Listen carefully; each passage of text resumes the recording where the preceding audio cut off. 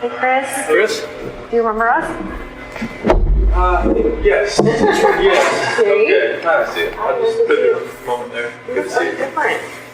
They, get the haircut every 2 months, but just to buzz pretty much everything off and all that. So. I'm trying to think, did you have a tea last time? Okay. They have like a little single blade razor, so I just kind of, like go past the stubble, you just kind of. Just do the best you can, huh? They just gotta go with that. Yeah. How are you doing? I'm okay. How about you guys? Good. I did not expect to see this. That's for sure. Surprised. Yes. Well, let me put some fears aside. We're not here for what you might think we might be here for. But no, they didn't know what that's a computer room. I was like, I didn't know how to computer room. Without computers. Exactly. So you remember, I talked to you, Tammy talked to you, Dave talked to you. We're all in Colorado. And so the last time we talked to you was a different situation, right? Our investigation was open and your case was open. That's completely different now. So your case is completely closed. Nothing about what we're going to talk about today has anything to do with an open investigation. So we're not here to get more charges on you or get any statements from you that are going to jam you up anymore, right? That's all done. So all of our cases are closed and the court case is closed. So there's nothing that we're going to talk about today that's going to get you in any type of more trouble at all. And so I wanted to make sure you knew that's not why we're here. Okay. But why we are here. So the three of us work from 3 different agencies, right? Quite a bit different. CBI, FBI, and Frederick PD. Different goals. And the things that happened with you kind of all brought us together. And as the months have passed on since everything happened, we just keep in touch with each other and we keep talking to each other. And we've all separately kind of said, did Chris seem unique to you? And me and Tammy have talked about this, Dave and I have talked about this. Did Chris's situation seem different to you? And we keep having that conversation. We can't quite put our finger on it, right? We think that your life leading up to all the things that happened were very interesting to us. And for me personally, I don't know if you remember, but one of the last things you told me was, hey, Graham, I'm sorry that I started lying to you. And that stuck with me for the last couple months. It's been ringing in my head, right? I've never, ever worked a case like this where someone told me that ever. And so as I walked away, I thought, Chris is different. Chris is a little bit unique in that regard. So in talking with Tammy and talking with Dave, I said, what did you feel like when it all went down? When we were there, when we were talking to you guys, and we all kind of, in our own different way and in our own different wording, said it all happened a bit too quick for us, right? So when we saw you last, we were talking about your family, about your parents, about everyone. And then the next thing you know, for me and Tammy and for Dave, all of a sudden some patrol officers came in and arrested you. And that was far quicker than we had hoped it would happen. And you understand why that happened, and we understand why that happened. But it left us with 1,000 questions that we didn't get to ask. And then even more importantly, I think it probably left you with 1,000 things that you didn't get to talk about with us. I don't know if you feel that way or not, but, and so that's why we're here today. We wanted to kind of talk to you a little bit more about everything, I think there's a lot of things that you didn't get to talk about. And so, that's why we're here. And it sticks with me that to this day, there's not one person that's told me, I saw it coming. I knew Chris was like that. I knew it. Not one person. So it's interesting to me, right? Not one. So we want to talk a little bit about that. Some of the people that we work with, your family, Shanann's family, have said, if you get to talk to Chris, would you tell him some things for me?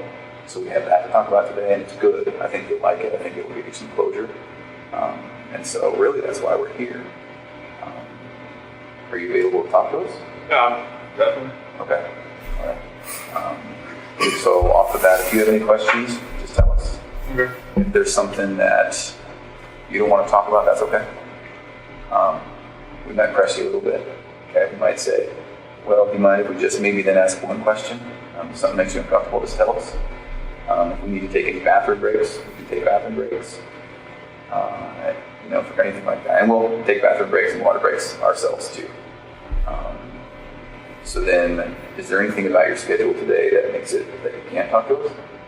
No, there was like a pass for this in the AM and the PM. Okay. They reserved the room the whole day. Oh, just okay. in case. That's just what they do. Okay, I didn't know if that was like 2 separate things or something. I think you have to go back for lunch to get counted for or something. Oh. Accounted for. Yeah, I think 11:30. Lunch is like 11, but they count like 12:15. So in general, how is it here? It's a lot different than Colorado. Is it? It's Good or bad? It's better, I think, because I mean, it's here. I'm actually around other people. I mean, in Colorado, it was just like I was segregated, and it was like, pounding on the walls all night, screaming, and just just army From other people? Oh, Really? they're just telling me like how I should kill myself and like what they're gonna do to me and just like all that kind of stuff. So, Oh. it was today. This is a lot different because I mean, people here don't seem to. It's not like they don't care, but it's just kind of like they don't like judge you as soon as you walk in. In Colorado, it was like they knew why I was there and that was it. They were just like if they had 1 second alone with me, it would have been Really? they were, Jeez, man. Must be out then. out of like what kind of jail. I don't know what it was like in DOC there, but like, they had to lock down the jail for me to walk down the hallway. Wow. Yeah, well. So they had to make sure you were completely separated from anyone else. Jeez. Wow. Like I didn't see anybody else there. Like I was on the cell next to somebody, but like I never saw them. You just hear them. How did they know who you were? I don't know. I just they make phone calls in there too. Oh, okay. And they got the newspaper in there before I got in there. So Yeah. How's have you been able to talk with family members? oh yeah, definitely. Like we get from 6 p.m. to 7:30. That's our my unit's timeout. So we get to use the phone at that point in time. Really? Mm-hmm. And do they charge you for it, or? Oh, it's just like Colorado. It's like Securus or something. Okay. And how do you make money to pay for that? They put money on the phone. Oh. So if I call, like if I was like to dial somebody's number, they have to have like a phone account set up. Oh. Otherwise, it just says restricted. And then so who you call pays for it? Yes. Oh. Okay. Have you been able to talk like family members and parents and all Yeah, that? my mom and dad, my sister. Okay. Good. Is that a good thing? That's a good thing. Definitely. Yeah. Yeah, they don't hear from me. They're like, "Oh, what's wrong?" What's going on?" Oh, good. And how was it with them? And so far, so good. Yeah. Yeah. It was hard to hear your parents at sentencing. Yeah. I didn't know if what they were gonna say. Mm-hmm. So Yeah. And so, yeah. I really appreciated what they said. I don't know about you. I definitely it was. I didn't expect them to be there. 'Cause I knew they were there on the 6th, November 6th, but I didn't expect them to fly back, and they wanted to fly back for that. So. Yeah. And then what your mom said. Definitely. Yeah. Good. Well, so we have 1,000 questions. I'm sure you do too. Do you care if we start, or do you have any questions for us? Go ahead. Okay. All right. So one of the things that we're battling with is, and I won't make any assumptions today. So, are you aware that this was a national story? After a little while, I didn't talk to my parents while I was in Colorado. Okay. Because, I mean, my attorney team told me, all right, no phone calls, no letters, no nothing. Okay. So, like, I made one phone call when I was in the segregation area there, but my dad thought it was, like, somebody, like, a news. Oh. Somebody trying to call. Oh. So he didn't answer? Yeah, so he didn't answer, but other than that, Okay. I didn't talk to anybody, but from what some of the deputies were saying that, or my attorney team coming in and said, this is like, they've got people from Australia, England, and all kinds of people trying to figure out what's going on. So, Did they send you any other letters, like fan mail or anything as well? I got letters, but I couldn't keep them like with me, so like I could read them like an hour out. But it's like I got a bunch of just letters that had no return address and stuff that was just not very good letters. Yeah. So. Okay. They came from a weird perspective, didn't they? From what we had heard. Definitely. There was one person, I guess, from Broomfield that was like writing like 4 times a week trying to come visit me. And then there was just a lot of people like writing notes, like bleed through markers saying, like you're a monster, all kinds of crazy stuff. All right. Well, we're going to talk about some hard issues today, but I don't intend to take you to a dark place today. Okay. I hope that when we're done, you'll feel better. I hope it'll be therapeutic. We're going to talk about, obviously, what happened with your family. And so that's going to be hard to talk about. I appreciate anything you can tell me about it. If you need to take time out, if you need to get a tissue, that's fine, right? I think it'll be very good for you. It'll be good for us. And so one of the reasons I asked about that national attention is we were aware that you were getting a lot of letters, a lot of interest, and then us personally as law enforcement, we got so many people who claim to have known you, claim to have been with you, dated you, slept with you, and 99 times out of 100, they were just crazy people, right? And so maybe that's a good place to start. Had you heard about any of that? John, well, she told me about some dude from Wyoming. Yeah. Trent? Yeah, it's that guy. That blew my mind. I was like, who the hell is this guy? And who told you about that? Attorney John Walsh. Oh, okay. Yeah. Do you mind if we talk about him? Graham and I interviewed him. You had to? Yes. Waste of our lives. Yes. So Trent, in summary, Trent came in and said, met you online on a dating app, had a few, casual but quick sexual encounters with you. And let me be very clear. Not only are we not here to jam you up today, we're also not here to judge you. And if there is anything like that, you can imagine we've heard way worse, way different, So if it's true, I hope that you can just casually say, yeah, I mean, this happened. It wasn't as bad as he said, but maybe this happened. So his story was met online, met you, and it was a time when you were experimenting with maybe men. And so he said he met a couple times, met his friends, went to an apartment, had a couple of meetings in a parking lot, and that was basically it. Any of that sound familiar? Okay. No, I've never met the guy. Okay. All right. Yeah, he talked about being in your truck with your girls, like the whole 9 yards. So. No. I've never even been to Wyoming, let alone driven up there to see somebody. Yeah. And so this is maybe a weird question for you. Do you have any gay experience? No. Okay. Any interest? No. Okay. Never had a time experimented, wondered? No. Okay. Is it possible that he found you instead of you finding him? From what John told me, just put me on like a WhatsApp. Yeah. I don't even have that app. Okay. You had my phone, so Okay. you could probably saw what app I had. But I've never even heard of the app. But Okay. apparently, he told me I met him through a rehab center or something. Is that what he said? No, that was another guy. Oh, okay. Yeah. Yeah. It was totally. I no idea. So did you see a picture of him on the news or anything? John showed me a picture of him. Okay. He was like, well, this guy, John was kind of, making fun. He was like, do you know him? Sure. Okay. I'm like, no. So you saw it and you were like, no way. Yeah, I was just Big lips. Did you see his giant Yeah, lips? it's just I have no clue who this guy is. And he's somewhat memorable. Yeah. If you met him or talked to him or got to know him, you might remember. He was kind of meek, Yeah. but also a little bit flamboyant. Mm-hmm. He did fake lips, or not fake lips, but injections. He was very into skincare and makeup. And he mentioned that one of the times, just as a gift, you got him some skincare products. Mm-hmm. Does any of that sound familiar? No. Okay. You can imagine all the stuff we're dealing with. Okay, so that's one. Mm-hmm. Trent Bowles. There was another gal that you were dealing with. Amanda McMahon. Have you ever heard that name? No. John showed me a picture of her. Okay. Oh, you did see a picture of her too? Yeah. He had that's the same. True. Yeah, Does that look familiar? that's the same picture he showed me on the Okay. MSO one. I was looking. I was like, who's that? He's like, oh, you don't know her either? Yeah.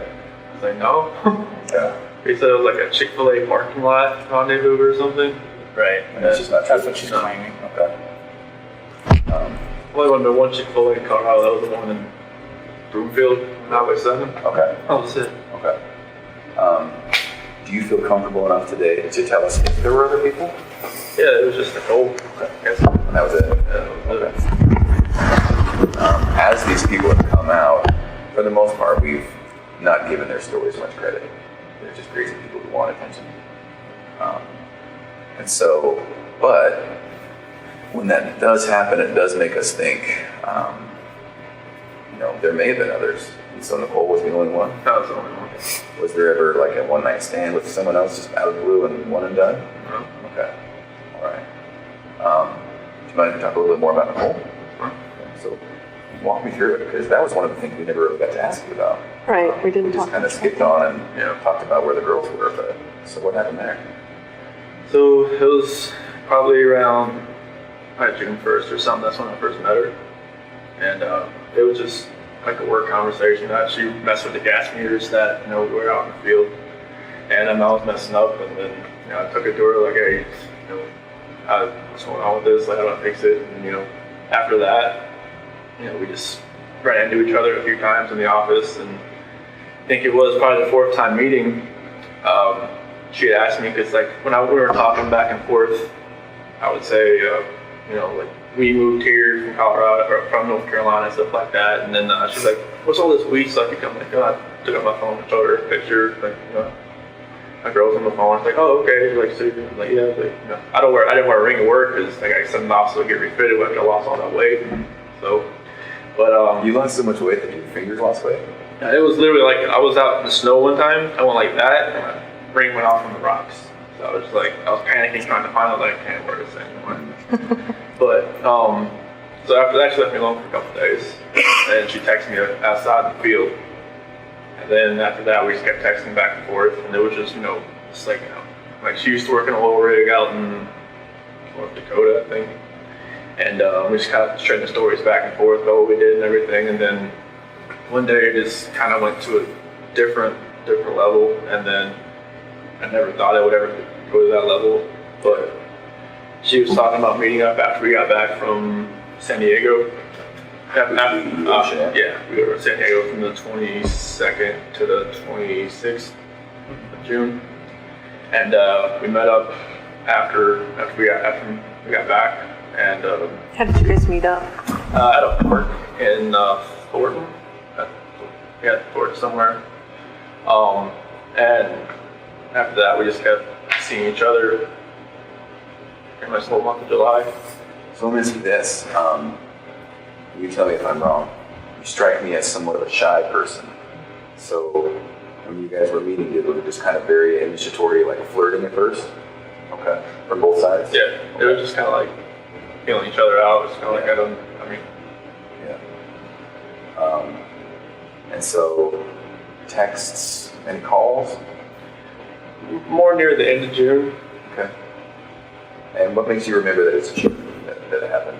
because we called each other before I left to go to San Diego. Oh, okay. All right. At first, did you think something might happen? I just thought it was just flirting. I didn't think it was actually like something that would actually happen. Yeah. Well, it's totally natural, right? I mean, everyone kind of flirts at work, right?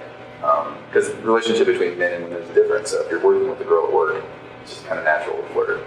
I get it. I wish I was just out in the field more instead of at the office those time off. But Yeah. I kind of see it in your eyes. That's kind of where the path started, isn't it? yeah, I mean, if I was like, because when I went from like a rover to a field coordinator, like I would spend more time in the morning time in the office trying to get everything like situated where we're going to go and everything like that. And, if I was a rover, I'd be more out in the field. And instead of like coming to the office like for more than an hour. Right. It just gave me more time to run into her, pretty much. Yeah. Okay. What did she know about you? Did she know you were married at first? She did once I showed her the pictures on my phone. Yeah. On like the home screen picture and everything. So was your wife in that picture, or was it just your girls? It was just my girls right there, but my wife was the lock screen. Oh. So she knew I was married and had kids. Okay. Are you aware that she said she didn't know you were married? What did you think about that? I figured it was like just trying to save face, trying to just trying to. And something my sister said, it was like just trying to keep things together. Yeah. Just trying. She phrased it a different way, but just kind of like just like ground control, just trying to control everything that's going on around her. Because I'm sure she got bombarded by all kinds of different sides from the media and everything. So. And Have you friends. talked to her at all? No. I'm hoping she hasn't written me in a different alias or something, I'm not talking to her that way. Oh, And are you not allowed to talk to her? I would hope not. Okay. No one's told you that, though? No, I mean, I would expect, like, I thought, like, in Colorado, it said, like, on the DOC list, that if you're on, like, a victim list, you can't call anybody. Oh, But right. here, I'm not sure if that's the same, but I've just talked to my sister, parents, some friends of my parents. do you wish you could talk to her? Maybe once, just to Get some closure? say, like, hey, you know, just once. Yeah. Just to say, hey, like, I'm sorry this all happened. I'm sorry. I'm not sure, like, what happened, like, afterwards, like, what you went through, like, if you had, like, counseling, if you're, like, you know, different state, if you had to leave everything behind. I just wanted to let you know I'm sorry, and that's not something I ever saw in my life happening or happening to somebody else either. Would you be alright if we told her that? That's fine. Do you want us to? Do you want us not to? And if she would want to even talk to you guys, then I'm not sure if someone contact her, but I'm sure she'd answer your phone call more than an attorney phone call that she didn't want to call. Answer. Oh, so your attorney tried to call her and she wouldn't answer? Yeah. Yeah, 'cause I remember her phone number, but after that they figured out, I guess, where she lived. And they left a business card there.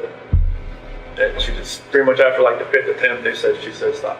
Stop coming around. Oh. Yeah. Yeah.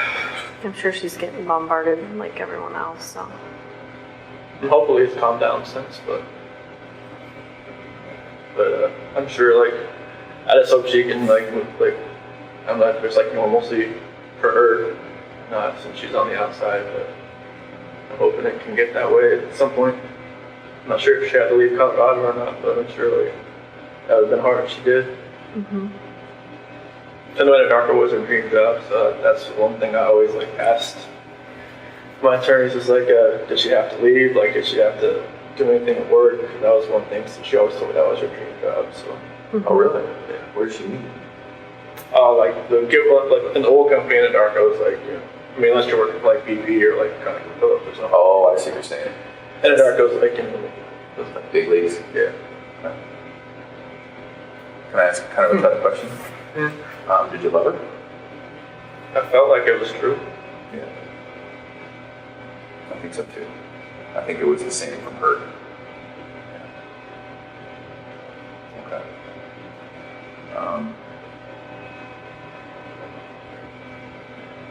Tell us about the time you spent with her. Well, I mean, it felt like it was, you know, I think like when you said like more like a shy guy, it's kind of like I've never like been pursued by anybody before. It's kind of like I was the one, you know, trying to pursue. Because like when me and Shanann met, it was like, you know, she was always like pushing me away, kind of like, you know. She was sick for a while, right? She had just got diagnosed with lupus, and she was on like a bunch of different medications and stuff. And it was like, I guess I was one of her type. And You weren't her type? I wasn't her type, because like she told me like when she first, because we had met. She told you that? Yeah. You're not. I remember you telling me that. Yeah, it was like, you know, when we first met, like it was at a movie theater. And my cousin's ex-wife set us up. You were dressed like shit, weren't you? I think that's what you told me. Yeah, I didn't know like that. You didn't have any games? So she was fancy and he was in like shorts and tennis shoes or something, right? Shoes and, like, I should have known the doorman, you know, was in a suit. And I was just like, this isn't good. And, like, Was it at a theater? It was a fancy theater, right? It was Kinda? in Charlotte. It was called the Epicenter. And apparently, they give you like champagne and all kinds of stuff. Oh, this is a fancy date night theater. Yeah. Yeah. I think movie he came like he was going to a Like I was, Cinemax, like like I was going to a pop. like AMC. White theater? No, it was like you like we just watched a normal movie, but like you can like drink champagne and like have like, you know, a Jack and Coke inside the theater and just sit there and just whatever. But like yeah, when she first saw me, she was like, I should probably just turn and talk to the bartender a little more. No, I'm not here to meet. But yeah, like I was like persistent trying to pursue something. I liked her, and even on the first date, like I couldn't even eat anything really. I was just like, You're so nervous. yeah, Really? yeah. She was just like, you know, chowing down. And she was like, you know, you're like a bird. I'm like, Funny. And she talked to my parents, like, months later, she's like, this guy just never ate. It's like, this guy eats like a trash disposal. Just trash disposal. I was like, no, not around me. I was like, well, I'm just nervous. I was just like, I was always like shaking and everything. But, yeah, I was always pursuing her, and then just like, finally I grew onto her. Like, I would always like with her medications and stuff, I would always like, she had like 8 bottles of medications, so I would always get like her day and nights and kind of like put them all in that little, flip open box. all that kind of stuff. And I would always, be around her. I even went to her colonoscopy. And she said after that, she knew I was like kind of a keeper. It's like, who goes to a colonoscopy after 3 months with somebody? Right. It's a little soon. But she asked if she needed a ride. I'm like, yeah. She's like, you want to go across the colonoscopy with me? I'm like, sure, why not? Like, I even sat with her while she drank that nasty stuff all day. Oh. Or she's in the bathroom That's all a good day. test. that clear stuff that doesn't really taste clear. Yeah, but it was. I mean, it felt like it was a great relationship. Everything was great. Now you're talking about with Kissinger? No, with Tom Melchin, Melchin, and like the first year, my parents never. Oh no, my mom was always kind of hesitant. Why? I was the baby, I guess. I never had a girlfriend in high school, so it's kind of like she never like really saw me like. Oh, interesting. So she's kind of watching her baby walk out a little bit. Yeah, because when I turned 18, I graduated. I never moved back. Okay. At home, so my sister moved back and forth all the time. So How old were you when you met Shanann? I was 25. It was 2010. So Okay. So no serious girlfriends before that? nothing more than like 6 months or so. Yeah, there was some girls here and there, but just nothing more than like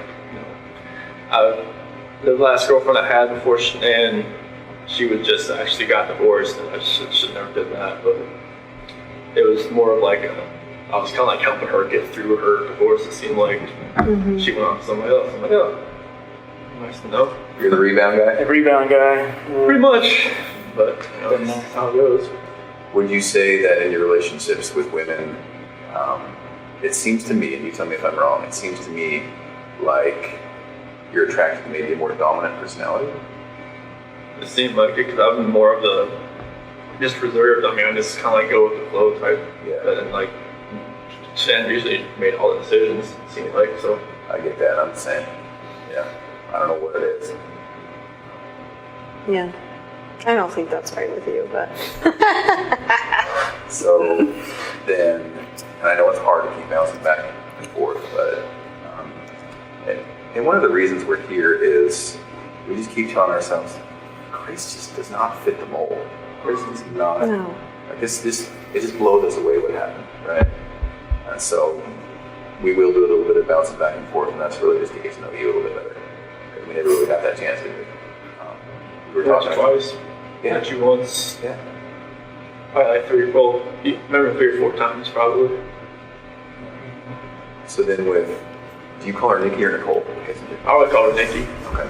I know there's so many Nickies and Nicoles in this. Right, there is. I got confused. So we'll call her Nikki. Okay. So then with Nikki, was it different? It just seemed like I was more in control, it seemed like, and that never happened. Like she'd actually like asked me like my opinion on a lot of things, and just like what I wanted to do, and just kind of like, okay. It was new, wasn't it? Very new. Oh, that's fascinating to me. And so did it feel more like an equal partnership, or? It seemed like it. Yeah. Okay.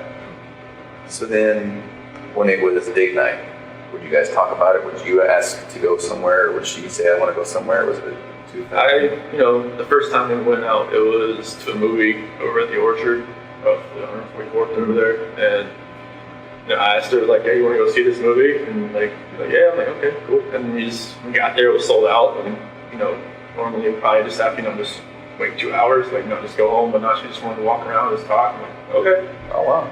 So that was different, and I think she wanted to go to the car museum, Shelby Museum in Boulder. I've never been there, and That was right up your alley. Oh, yeah. I was just like, that was awesome, just to walk around cars for like an hour or so. And then, drag race and Vandermeer. Okay. And I haven't been to a drag race since 2008. And that was in Charlotte. Okay. Like they have a fueling drag strip over there. This is like the NHRA, the Top Fuel, fun car stuff. Like me and my dad used to grow up. And Yeah. Go there like all the time. And then like went to camping in Sand Dunes National Park, and I'd never been camping. I always wanted to do it. Thought it was she'd done it like countless times. Oh, really? Okay. She's outdoorsy? Yes. Okay. Yeah, she I guess she every time like she needed to clear her head, she'd just go by herself, just go somewhere. Oh. Yeah. But she's a completely new type of person and relationship. Yeah. Okay. All right.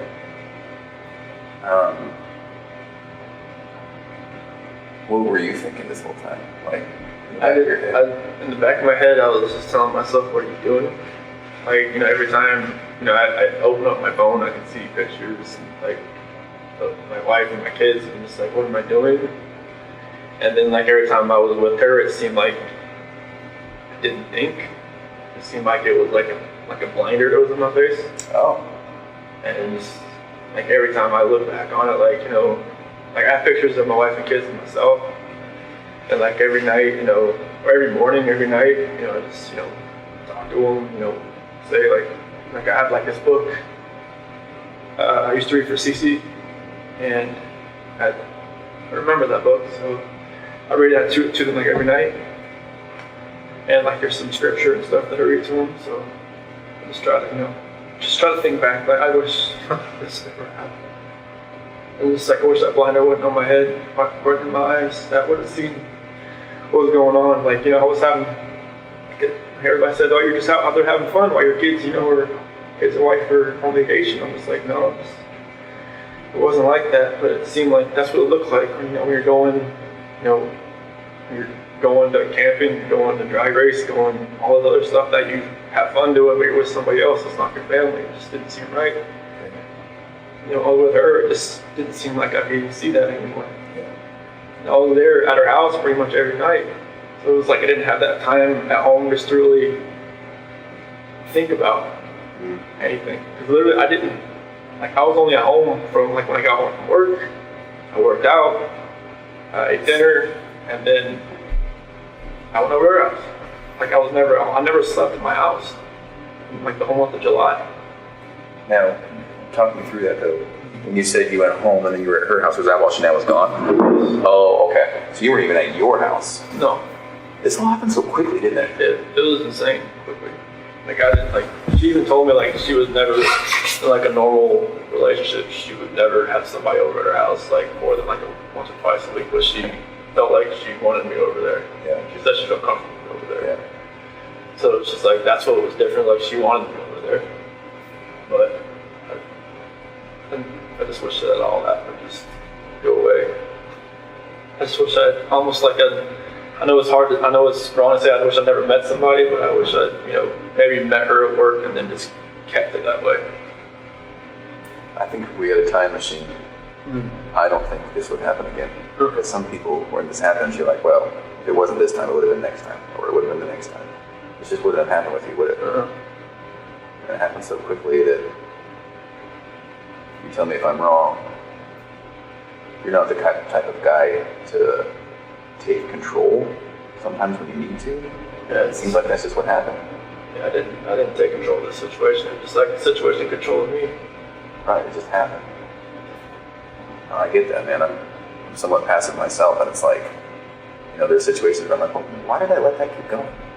Yeah, I don't know why. It was like a roller coaster ride that I just kept punching and taking on, and just never gave it up.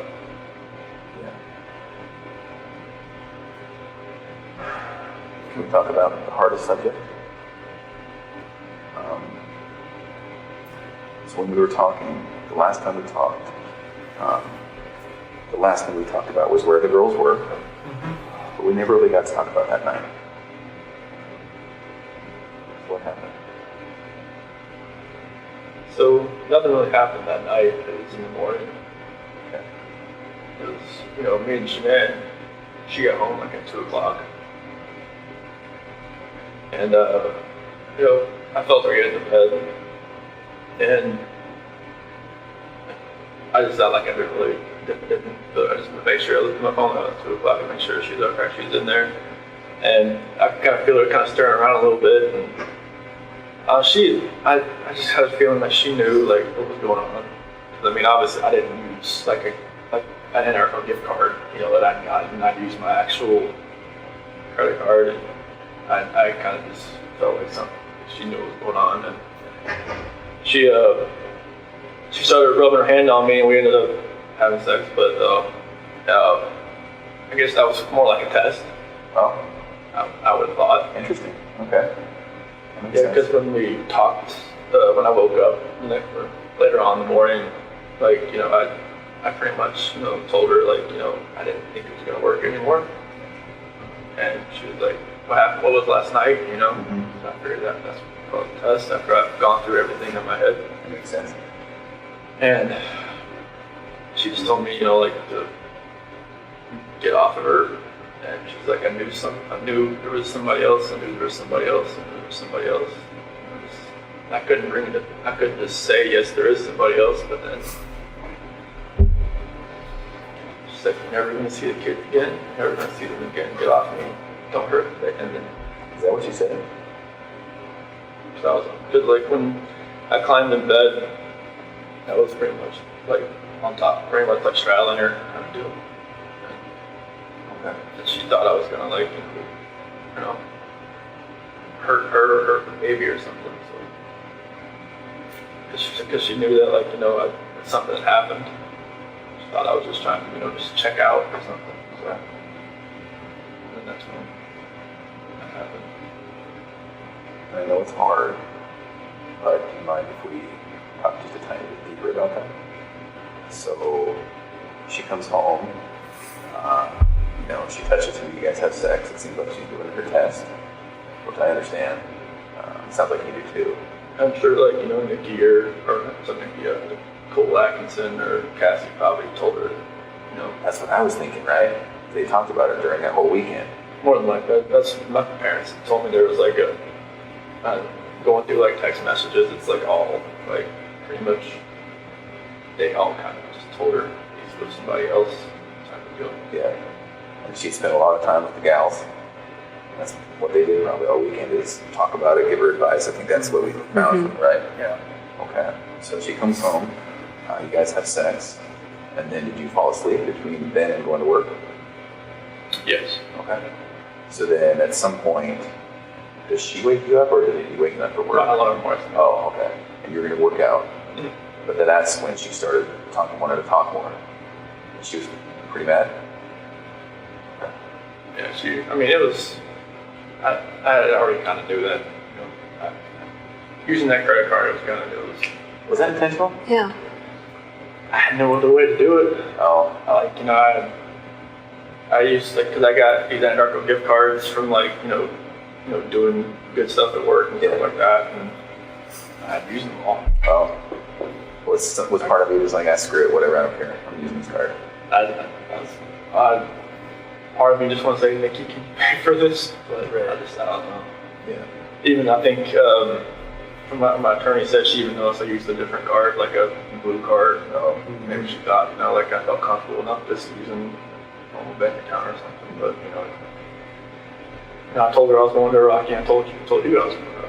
Yeah. And it was just like, it felt like, like looking back at everything, like just like reading the scripture more and more now, I can see like, God gave me opportunities to get out. Like even my friend Jeremy Lindstrom, he even invited me because like it was his daughter that came and watched the kids on that Saturday night. And he was like, hey, you said we're going to a Rocky game, you want to go to me with the Bronco game and watch the Arizona Cardinals? Like, in my mind, it was like, go. Just say, hey, I can't find a babysitter. Nikki? Yeah. And maybe that would have been like, like a light switch in my head goes off, light switch in her head goes off, maybe it just like goes different directions. That was kind of like my last like opportunity to kind of get out, it seems like. I wish I would have said, yeah, let's go. Yeah. And I think that would have just put me on a different trajectory. So then, Shanann, did she actually say you're never going to see the kids again? She said that to me before. Yeah. That's kind of hard to hear. Yeah, because she'd said to me before she went to Arizona. Because, like, I wasn't really sleeping in the bedroom. I was sleeping on the couch or in the basement bed or something. And, like, she had slammed the door. You're never going to see the kids again. So, yeah, it was Did she get fiery like that? only once in our entire relationship I've ever seen her that way. Yeah. And that was a time before, or was that on the night that it happened? No, it was probably back in North Carolina. Oh. It was just like one of those, it was just a fiery argument that I never raised my voice to her or anything. And, like, you know, I just got mad and I slammed the door and she was like, "Ow." I'm like, should have slammed the door. Is that when you were in North Carolina that last week? No, it was like, Previous to this that? is like 2010, 2011. Oh. It was like early. In her old house. Before kids? Yes. Were you dating? Were you married at that point? Dating. Oh. Yeah, it was just like, I don't remember what it was about. I think some girl maybe texted me, like, from my past or something, and, like, I was just like, this. And she was like, you know, don't have that happen again. And I'm just like, I can't have friends. Right. They're females. Like, I don't even talk to this woman anymore. Right. And it was just like, yeah, no. Was she fiery? Did she have that Italian blood that her mom has? Lord, yes. Was she always like that, or was she? Did she snap at things? She would snap at me, but you could tell, like, you know, something really irked her a little bit. Yeah. It would come out. 0 to 100 type thing, or what? Yeah, 0 to 200. Oh, interesting. She gets acclimated about something. She's like, all right, it's gonna happen. Well, that's why she was probably so successful at Thrive, right? Oh yeah, like, she had done a couple other, like, direct sales business, but this one was just like, it was different. Why? This one, like, cause I think she had done, like, Origami Owl and, like, something called, like, It Works, and then, like, just other couple other things, like some bags and stuff like that with the supplement stuff. But just because it worked with her, it worked with me. She's like, okay, I can kind of, like, use this as, like, all right, this is what's doing for us. Yeah. And then, like, after a little while, like, she could see how, like, people are above her, how it was helping them, and then it was just like trickle down effect. And it was like a good system about, like, you know, commission wise and everything was just, she could use all the business IQ she has from running those cell phone shops and from the Dirty South custom shops and all that. I mean, she's business minded. Yeah. She knows how to do accounting book like the back of her hand. So it all just, like, fell into place with all that. So then on that night, was it just a new type of fight? It was Never had, or what? What happened? Yeah, it was a totally different type of fight. It was, like, you know, it was just felt like, I don't know, it was more anger than anything else. Like, there was emotion to it at first, and then it just felt like it was just anger. It was just like, you know, like there was no love there. It was kind of like what we were saying, what she was saying. It was just like, it's almost like we knew, like, something was combating at each other. We didn't know, like, it wasn't ourselves. Really? Anger from you or anger from her? I think it was more anger from me and more like desperation from her because she wanted to fix it. Yeah. She knew if something wasn't right. Like, you know, like when the whole thing with my parents happened with my parents called it Nutgate. What happened? Nutgate. What's that? The peanut. Oh, yeah. Or whatnot. Oh, with her family? Yeah. Pistachio ice cream or whatever it was. Yeah, they Nutgate. call it Nutgate. I haven't heard I that. haven't heard that either. Yeah, I guess what people are calling it. Okay. But that was like another out. Like, you know, maybe I could have just, like, stopped everything with Nikki and just kind of concentrated on helping, like, whatever happened there. Because Shannon had a story, my mom had a story. Like, I don't know, whatever happened, I probably asked my 10-year-old nephew. Probably can tell me what actually happened.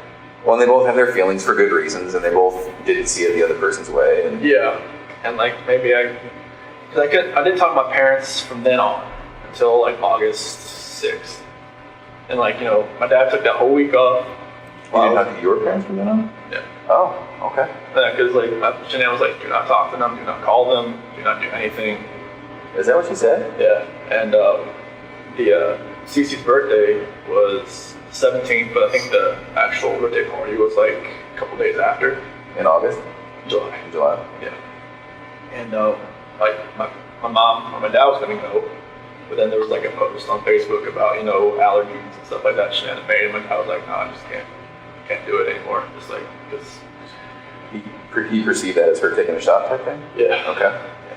And she always says she never, you know, put those posts directed at anybody, but she had a method. If you read them, you know who she's talking about. She had the method to the madness, and you can see it. Mm-hmm. But yeah, I wish I could have just took more time just to fix that. Because like I wanted my parents to be involved, like since, you know, like the whole wedding thing, and then up to that, it was like, you know, my mom and my sister were always like, you know, combating with Shannon combating with them. My dad was always cool. Like, he's just like me. He's just like, you know, go with the flow. Like, I just want everybody to get along type deal. Chicks, I man. loved your dad. Oh, he's the best. Isn't he? I So- loved your dad. I'm sorry, keep going. That's cool. I just wish I could have, like, just when we were at the beach in August. Like, my dad was supposed to take the whole week off just so we could see the kids and like see me, like grab a cookout at my sister's house or something. And then, but we just pretty much spent 5 days at the beach, and Shannon like booked it. So like, you know, I mean, I don't want to say like punishment for them not to see the kids, but like I wanted them to see it, see them. You know, just I wish I could have fixed all that. And I even like when I was at the beach, I told Shannon that it was more like what was going on was more of like I feel like, you know, because my dad's my hero, I feel like I've lost like something in my life. I haven't talked to him for 3 weeks. And I've been seeing the kids for 3 weeks, you know, on FaceTime or anything. And I wanted them to be able to have that relationship again. And she was pretty much gung ho, like she tried to kill my daughter, like giving her pink. I was like, I don't think she gave it to her. And that was that her stance? Is that your mom? Put something in front of Cece. Like to kill her, or No, just just like Didn't care. like Didn't pay attention. she thinks that allergies and like this state of the age is like people think, oh, you're Like it's fine. made up Like kind of yeah, thing? he'll be fine. He'll just have a rash. He'll be fine. I've seen CC, you know, like the first time. Well, I've seen a picture of when he had a cashew the first time. It wasn't good. And then she had kiwi the second time, and then the same thing happened. And I know it's real. So you know it's serious, yeah. Yeah, it's not like it wasn't like her throat like closed up, but she broke out in this full body rash that looked really crazy looking. And luckily, like, you know, nothing with her throat like happened. But So did that make you angry at your mom for doing that? yeah, I mean, I just like, no, you just gotta. I told her you need to think. You need to like, you know, pay attention. Just because another kid can have something doesn't mean another kid can have something. Because like we were at that birthday party at Jeremy's that Sunday. You know, and they had this cake there. Like Bella wanted it so bad. I'm like, can't give it to her because Cece can't have it. She was like, you know, okay. And all the other kids were like, they can't have the cake. You know, like I just kind of took them off and gave them some like one of those frozen pops or something. But you know, it's just like she had to learn that just because one kid has something, and there's another kid that can't have it for a legitimate reason. Like, you know, she couldn't have done it, but you know. That's the kind of talk I had with her when Shannon called me. I think it was maybe like middle of July or something when she told me all this had happened. That's when I called my mom and talked to them for a while, and then they're just like, you know, they just couldn't deal with her anymore. Shannon just kind of like, you know, it like flipped out. My nephew told Bella to go hide behind the curtain because I don't think your mom was going to let you come over here again or something like that. Oh. So it got heated. Oh, it was bad. Really? Yeah, it was like a last straw between them, I think. Like in the same room or over the phone? No, they were at They were, and so they at were my really mom's heated. house, yeah. Because Cece and Bella and my niece and nephew were there. Okay. How did Shanann find out about the ice cream thing?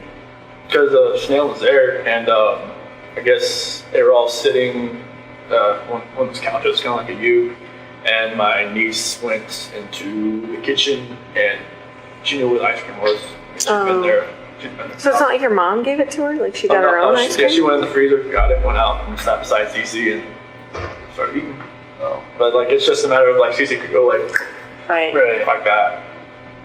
And I don't know what would happen if she just got it on her hand, Right. but like I know on like the prick test, on the back, it's like a welt.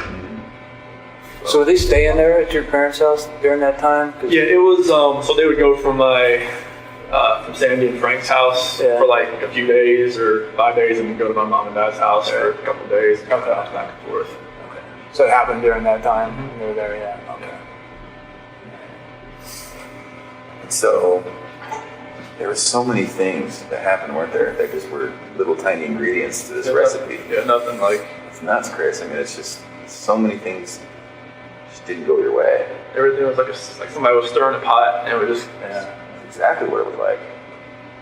So then, I know I keep bringing it up. Can you walk me through just the last few minutes before Shenandoah? it was pretty much just like, I had gotten dressed for work, and then like we started talking. Did she come to you?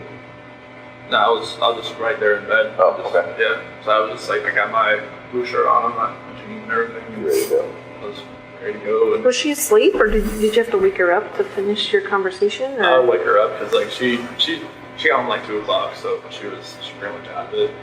But I never knew like if her plane got delayed. Someone always told me like she just like sat around with Nicole and just like talked for a while and then came home or something. I'm not sure if that Yeah, was true. It was delayed. Yeah. But yeah, when she came home and everything, but yeah, like I woke her up to talk to her. Oh, okay. Yeah. And is that because it was just eating at your Yeah, brain? like I knew like, something like it's something didn't feel right with me. Something I know like she knew. I just knew she knew. I just felt like maybe the kids weren't gonna be there when I got home that day. Oh, interesting. Now, I don't mean to offend, but I have to ask, is that really the truth? Okay. I really felt like they weren't gonna be there when I got home that day. Oh. And Like so- she would take them somewhere? No, Or- I just felt like either maybe I wouldn't go home, maybe they weren't gonna be there, or I wouldn't be allowed in. Type thing. I think I saw some text messages where Shania talked about that she would take the kids to another state or something because she wouldn't be able to afford to live in Colorado or something. Did she say that kind of stuff to you, or Yeah. what did she say about that? She said she couldn't afford to live in Colorado on her own, and that I told her, like, well, drive. I mean, she pretty much makes the same amount I do, Yeah. but she said she wouldn't want to try, just because Colorado just price of living there was a lot higher than North Carolina. And just so I'm clear, you thought maybe in your mind, you thought maybe she would take the kids somewhere else or like lock you out of the house or. Or just like I wouldn't want to make a scene like trying to like pound on the door trying to get in or anything like that. Mhm. I just felt like that was what I did on Sunday. It was kind of like, or Saturday night was kind of like the last straw. Kind of like going out with somebody and using an actual bank account card and just like not trying to hide it at all. So walk me through it though, because she comes home, she touches you, you guys have sex, you fall asleep, then you wake up for work, all natural, all, a normal day's work type thing. Yeah. What was it that made you think, I just can't do this anymore, I have to talk to her? It was eating away at me. Like I Yeah. knew like something.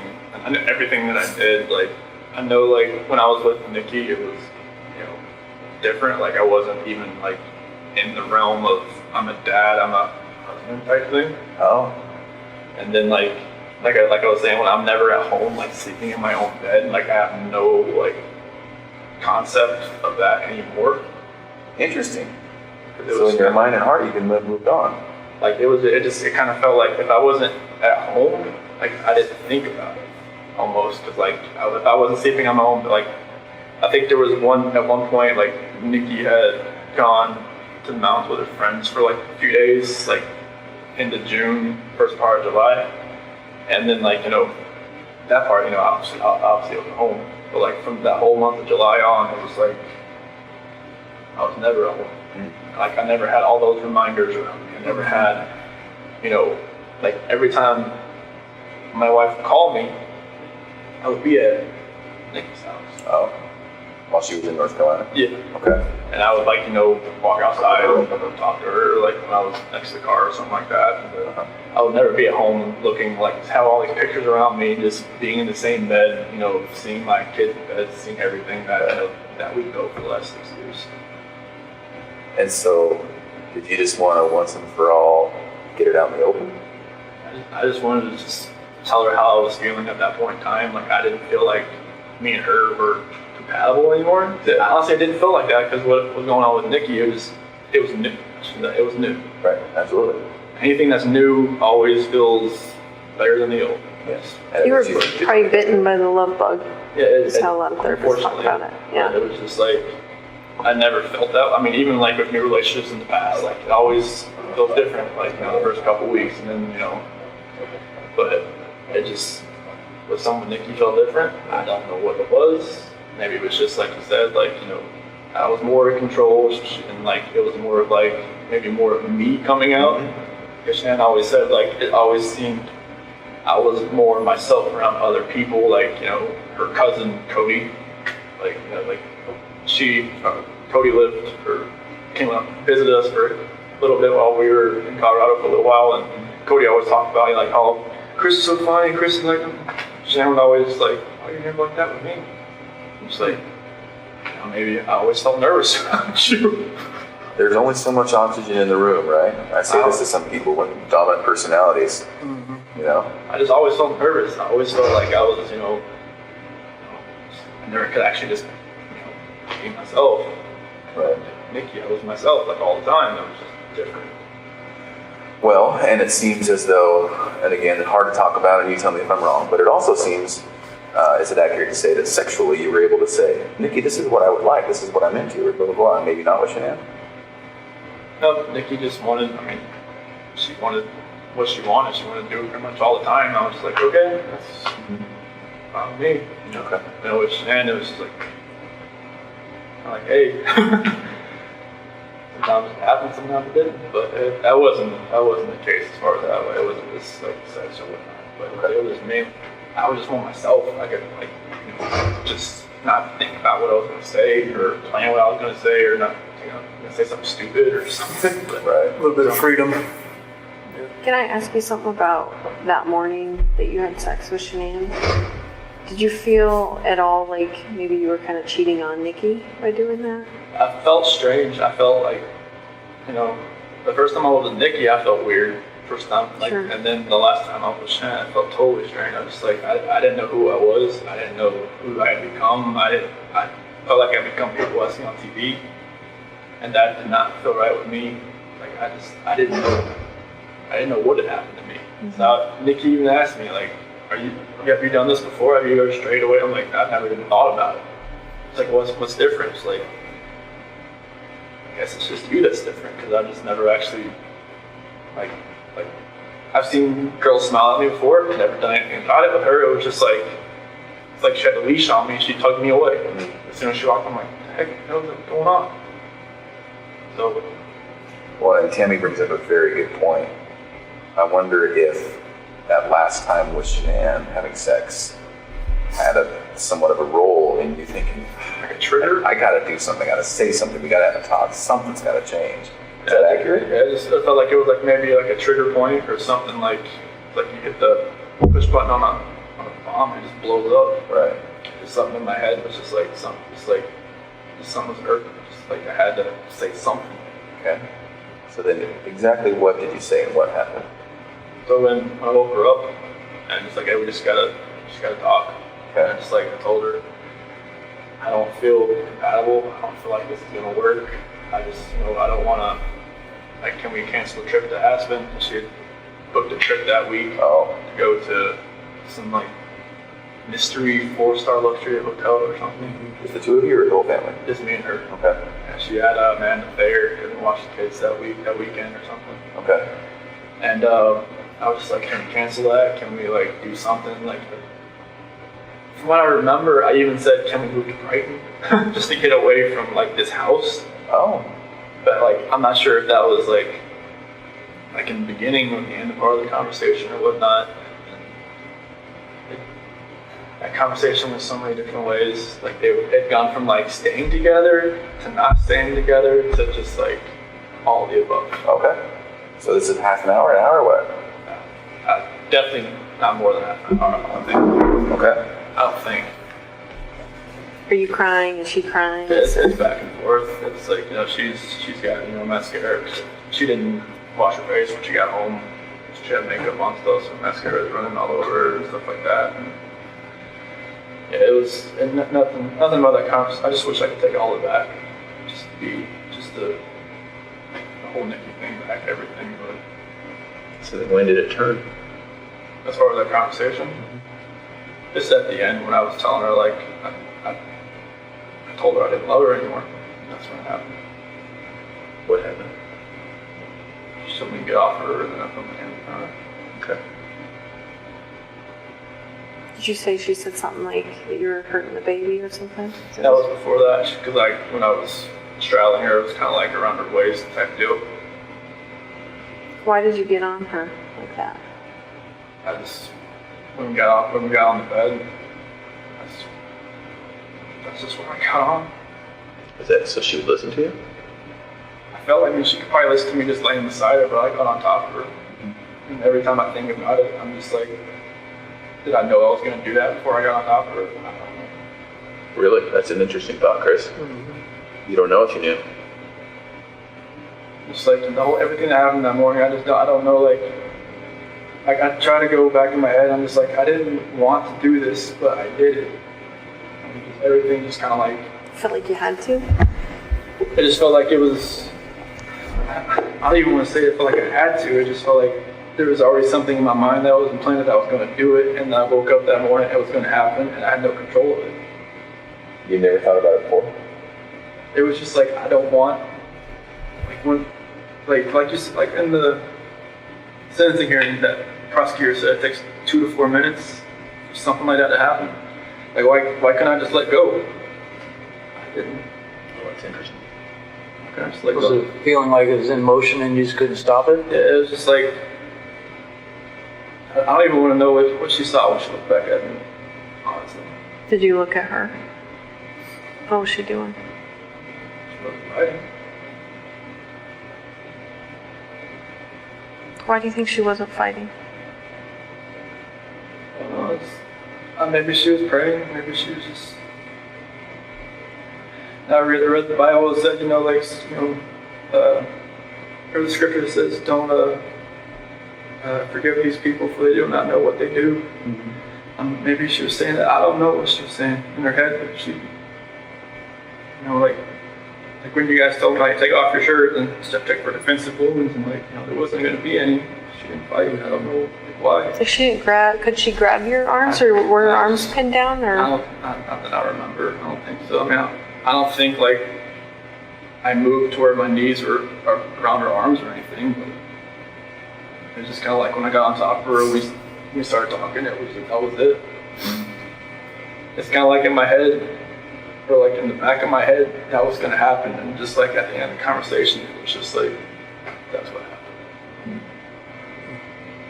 I just wish I could have let go. Did it seem like it was that long? 2 to 4 minutes? How long did it seem for you? Almost kind of felt like it was longer almost, because it felt like time was standing still. It's kind of like I just saw my life just disappearing before my eyes, but it just like I couldn't let go. It was like somebody else, like if you picture somebody else around you, holding your hands, holding you, keep you from not letting go.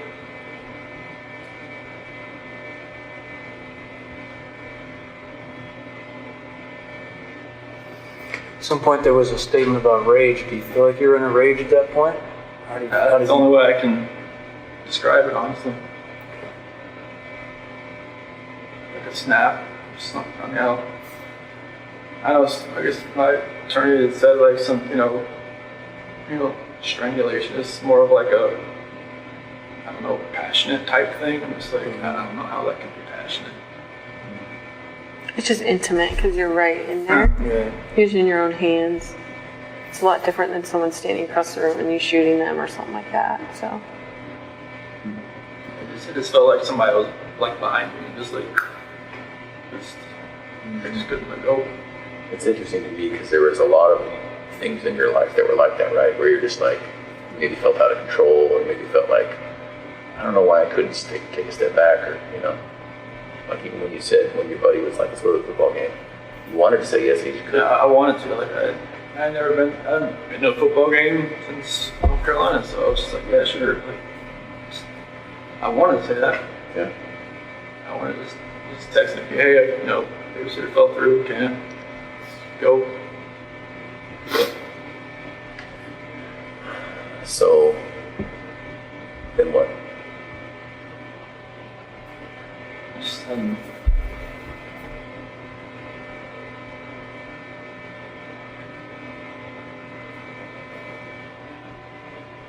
after, you know, Shanann was, I guess, once she was gone, it was just like, I didn't know what was going on. It's like, it was like a traumatic, I don't know what you call it, traumatic event type, and everything, and like, I was shaking, I didn't know what had happened.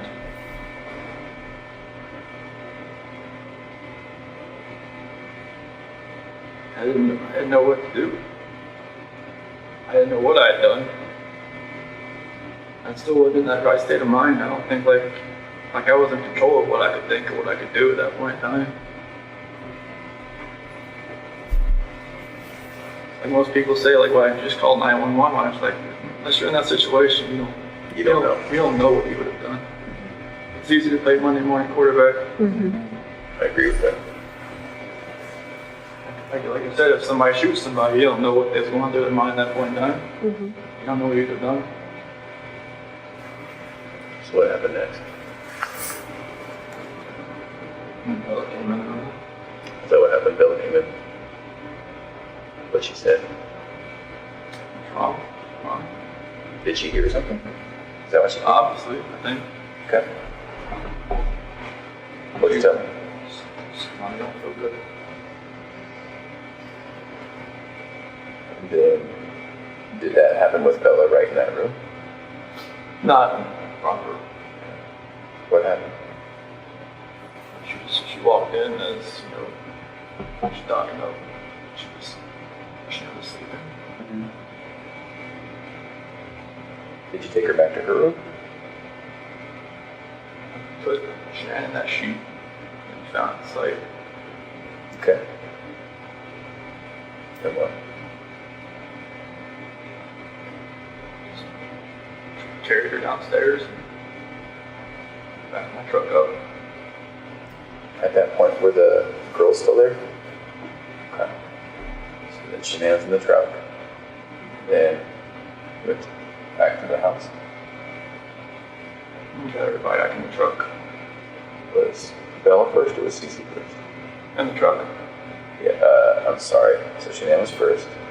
And then Bella was next.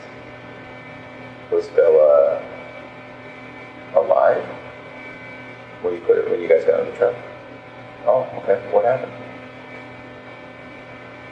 I woke back up. Okay.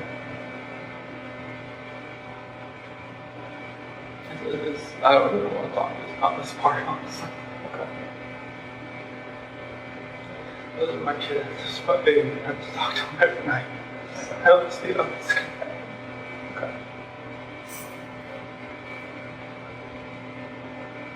Every time I see pictures of them, I don't know how this could have happened. And being a dad was the best part of my life. I took it all away. I think that's the hardest part for us, Chris, is we see those videos, we see that love that you had for your girls. Like, it's obvious to us, and even to us, it's hard for us to understand how a dad who's given piggyback rides and, making snacks and watching princess movies and those kinds of things, how you get to that point, I don't know. Like I said, it was just like something else was controlling me that day. I had no control over what I was like to fight back. Yeah. Like when that prosecutor said that Bella bit her tongue, like repeatedly, I just wanted to just bang my head up against the wall. So you put Shanann in the truck, and then you put the two girls in the truck? Were they just sitting in their car seats, or I guess they didn't probably have car No, seats they- in your truck, did they? No, they was sitting in the back with like in that bench seat So Shanann was back there too? Is that on the right? floor. What did they say about Shanann being on the floor? Not me okay. What did you tell them? She'll be fine.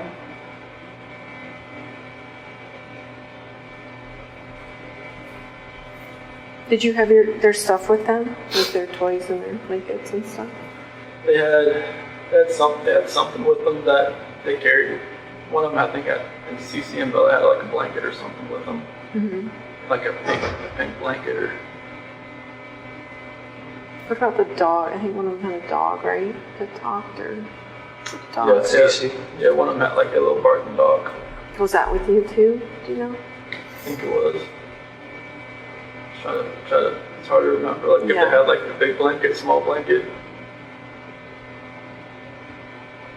So, I think I saw on the video that you put a gas can or something in the back of your truck. Is that right?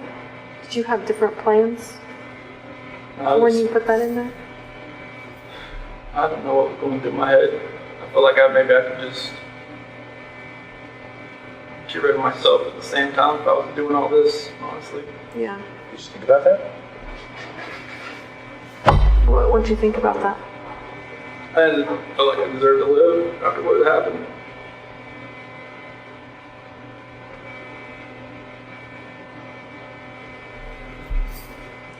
Was there any thought to the whole family going away that day, to include you?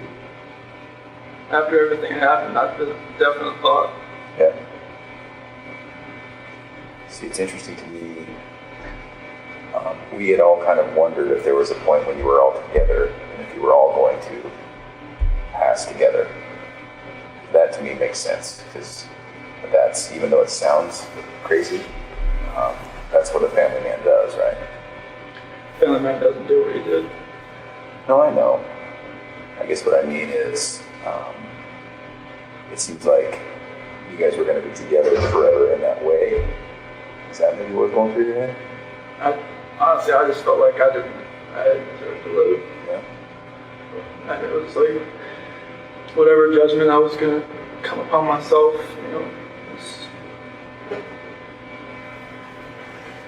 I just didn't deserve to be on this earth anymore. Mm-hmm. What happened? Okay. So what made you not do that? Do you think?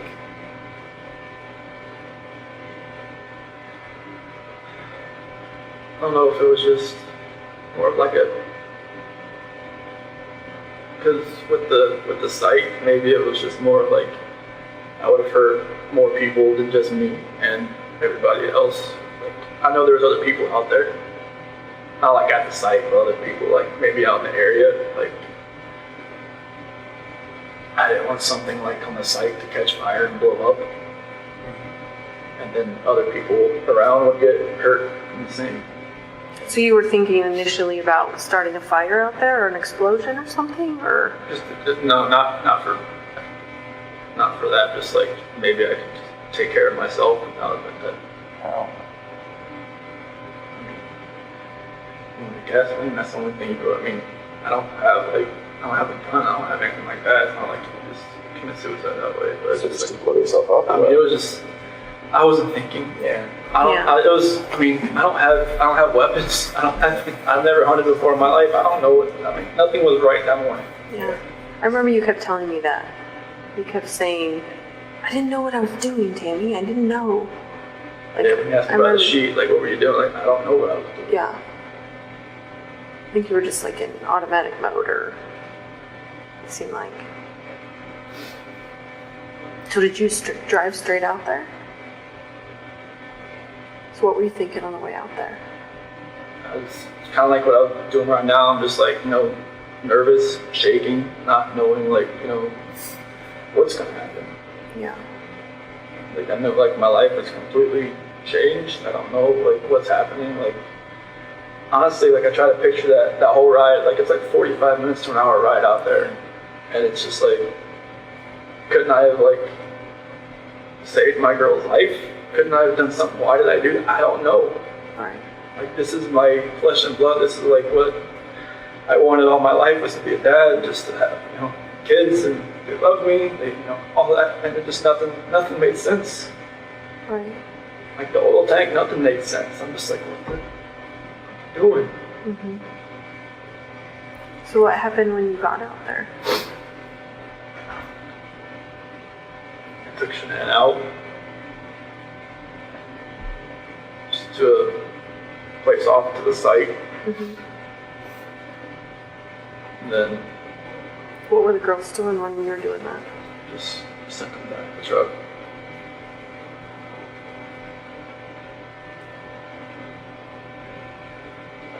And then what happened after that?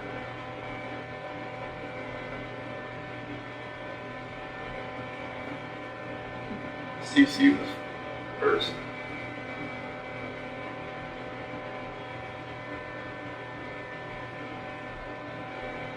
She did have a blanket. She had a blue blanket.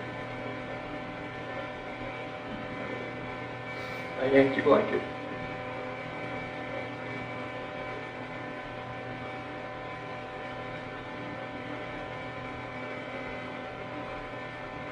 So was she alive when she went into the oil tank? No. I put the blanket over her head. And that's how she passed. Couldn't breathe. I put the blanket over her head. I didn't want to. No.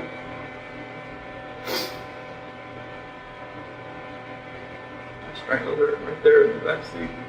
Okay. What was Bella doing? She's sitting on the side. Did she understand? Did she know what was going on? She didn't say anything.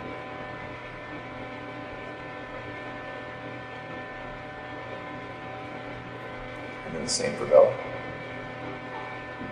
Just without a blanket. With the blanket. Oh, okay. I didn't look. It's like every time I closed my eyes, I just hear her saying, "Daddy, no," and that was it. That's what Bella said. I hear that every day. You really?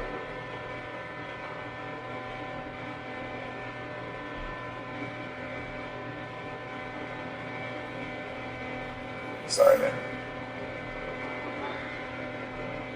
I'm sorry, it doesn't really take anything back that I did. I know. Is it possible that in your mind you didn't want them to suffer throughout their life? Was this like a mercy thing? I mean, you can say that like after the fact, but it was just like, I don't. You didn't feel like that during it? I just didn't. I felt like it was just like an anger with Shanann, with everything, that I was just taking it out on everybody that was in front of me that morning. Yeah.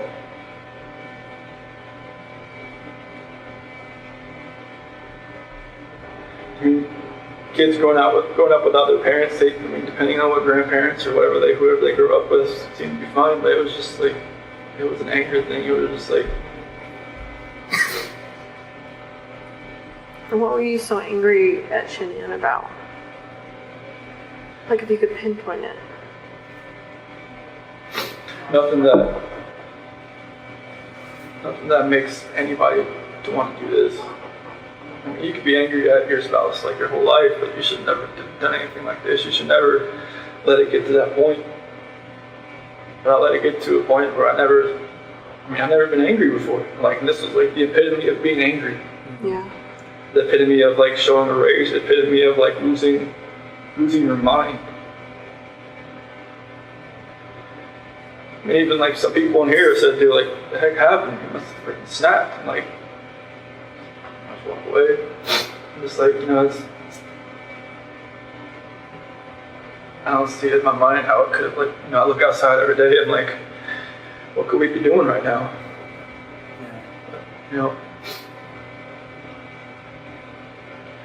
Right now I'd have a 5-year-old, a 3-year-old, and more than likely a 1-month-old son. And a beautiful wife. And just like, right now it's just me.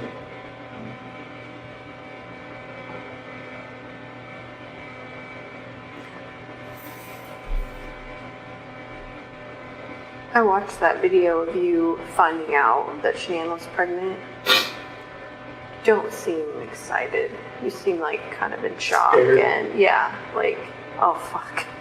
Like Well, it's it's- already complicated and now this. Well, it's like when we had talked about it like a couple weeks, it happened fast. Like with Bella, it was like we almost gave up trying, and then she bought me like a supercharger for my car. And then with Cece, it was like we had to try, and then finally, but with Nico, it was once or twice, and then like 2 weeks later, she's pregnant. Is that what happened? Yes. And it's just like it was more of like surprise, scared. I'm like, wait, what? Like we just talked about this. Like people have brought up the fact like, oh, she was probably pregnant before. Like you guys even talked about it. I'm just like, it's not no. But like it was insanely fast. I give it that. Like that's the only reason I ever gave that notion like even the moment of thought, because it was like faster than any other time that she'd gotten pregnant. You just didn't seem happy. Like, you know what I mean? Like, Yeah, I haven't I don't remember the video much. I know she was wearing like a "Oops, we did it again" shirt, I think, and I was walking with my cooler or something. I don't remember like my actual reaction watching the video, but like I could see her surprised. See like didn't seem like he was jumping for joy type thing. yeah, it didn't seem like that. Did you watch the one of when I found out about Cece? Oh, Oh, okay. is it totally different? Yeah, it was. Yeah. Yeah, it was because Bella was in the crib and it had an eviction notice on the. Oh, yeah, I think you told me about it. Yeah, I never saw it though. Yeah, I picked up Bella and spun her around and whatnot. This time it was just me and Shanann, and she was in the kitchen. I don't know, I forget what date it was. Maybe like June 3rd or 5th or 7th. I'm not sure what date it was in the video, but maybe I already felt guilty about talking to Nikki at work. Yeah. Maybe that was going through my head. Is that the potential timing? Does that make sense? Okay. I don't remember the video, what day the video was, but I knew I kind of met Nikki around June 1st. I knew she told me afterwards.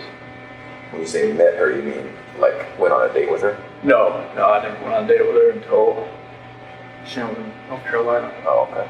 Just flirting stuff. Yeah, I mean there was natural flirting back and forth, and I was just I knew that with that video timing, I probably just looked like I was felt guilty for even talking with a girl at work. You probably did, right? Yeah. Did you guys fight before, you and Shanann? I know you talked about not really raising your voice and stuff. Was there? Because I want to say, didn't a neighbor talk about them fighting and stuff? Yeah, but that was embellished and exaggerated, and he retracted that. Oh, he ended up he doing that? retracted that, so. Did you guys ever fight? Did you ever? I mean, Was there any domestic violence in your house? No, I never. This is strange to us to Even have. from her to you, I mean, Yeah. she gets mad when she's pregnant and grabs a knife or No, scratches you or smacks you around or nothing? No, she's never nothing. Okay. That's what makes all this even more hard to understand from my standpoint, and from yours too. Yeah. Did she ever belittle you at all? Did you ever feel that way, maybe? What was that? Did she ever make you feel like she belittled you, or you felt belittled by her? I mean, there's always points in a marriage where the dominant person takes control of everything, but I was just my whole life I just kind of went with the flow. I never put myself in the center of attention. I didn't want to be. Yeah. And I just wanted to be in the back row. So I mean, if she did belittle me, I couldn't pick an exact point or time. She never really felt that way, right? No, I mean, I always knew I was the introvert, and she was Right. she took control of most situations. When people came over, I knew what my role was. Yeah. I watch videos of cooking, or she'd make powder balls, or protein balls, or whatever. Yeah. You just don't seem like you want to be in those videos. No. I feel like you were being forced to be in those videos. And correct me if I'm wrong, but Yeah, that's what it seemed like to me. I hated being in videos. I mean, I did it for her, because Right. it was for her business and Sure. stuff. But it was, I hated just being out for Yeah. everybody to see. That's why the whole the gender reveal thing, I was just like, I didn't want it to be like some live Facebook video. I'm just like, no. Yeah. But like, I never wanted to be out there. Yeah. I know, I'm like, Well, even when she was, because we talk about this a lot, Tammy and I and Dave, even when it was, I think it was Florida on some Lavelle or Thrive thing, and she's like, here we are, and it's all expenses paid, and I was like, I remember looking at you and thinking, like, he is not into this video right now. No, you don't look into any of the videos, I'll be honest with you. I wouldn't be either. Yeah. That's not me. yeah, I get it. I mean, I remember you talking about, like, she would even post stuff for you. Like, Oh, yeah. because you're technically a salesman, too, of Yeah, I was- Lavelle, of Thrive. Cause like she put me underneath her, and that like anything, like any of my friends or stuff, like anything I do would help her. Right. So it was just, I would send her pictures. Like I should take a picture with your patch. I'm like, okay, send it to her, and then she'd make a post about it. And she eventually was like, "Are you going to take more control over like your business and stuff?" I was like, I don't know what to talk about. Right. Like if I wanted to talk to somebody at the mall or at the pool or somebody about this, I just stumble all over my words and just like they'd be like, "Okay, bye." But no, Yeah. I'm not a salesman. She could sell everything you're wearing back to you, Right. and you wouldn't even know it. Like, wait, I just paid for Right. this shirt. I paid $20 for it. Yeah, it's those videos were not me. I did it just to support her. Like when she would always say, "Oh, Could you tell her no? Could you say, I don't want to be in that video? Or was that an option? probably not enough." I mean, it's like, she would have been like, "Oh, why is this to, help our family? Is this for, to help this and that?" So I couldn't have told her no. I mean, it would have made her mad. I would have been like, no. I wouldn't even start that just because it's for the business, it's for the family. I was just going to try to help out wherever I can. Right. Did that actually make money? Mm-hmm. So not only just more sales, but it actually put money in your guys' pocket. Mm-hmm. Okay. And she made probably in that last year, probably as much as I did.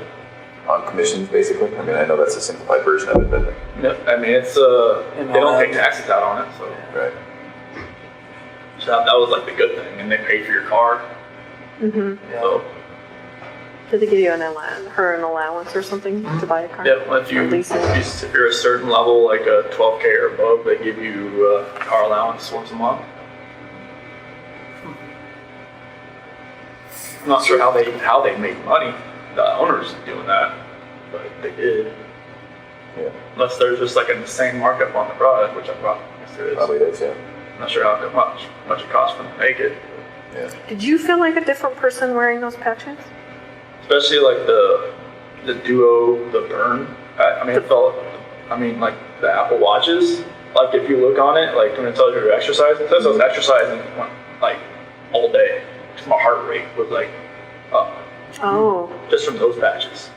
Was it full of caffeine or what? They just have something. They had something in them. I mean, the black label ones, the longer black ones, those had caffeine in them, but it never had that effect. I mean, the Duo Burn ones, the ones that are more of like the fat loss type, it felt like I was working out all day, even though I wasn't. Oh, were you tired? I mean, I know at some points, even Nikki said that, like, I'd fall asleep on the couch, on her couch while I was talking to her, and then like pick back up like I never knew I fell asleep. Which I don't know if it was like an insomnia thing or what, but like I wasn't sleeping much. You had a lot going on then. Yeah, but those are the only patches I really felt like a real big difference on, just because it felt like I was working out all day. Mm-hmm.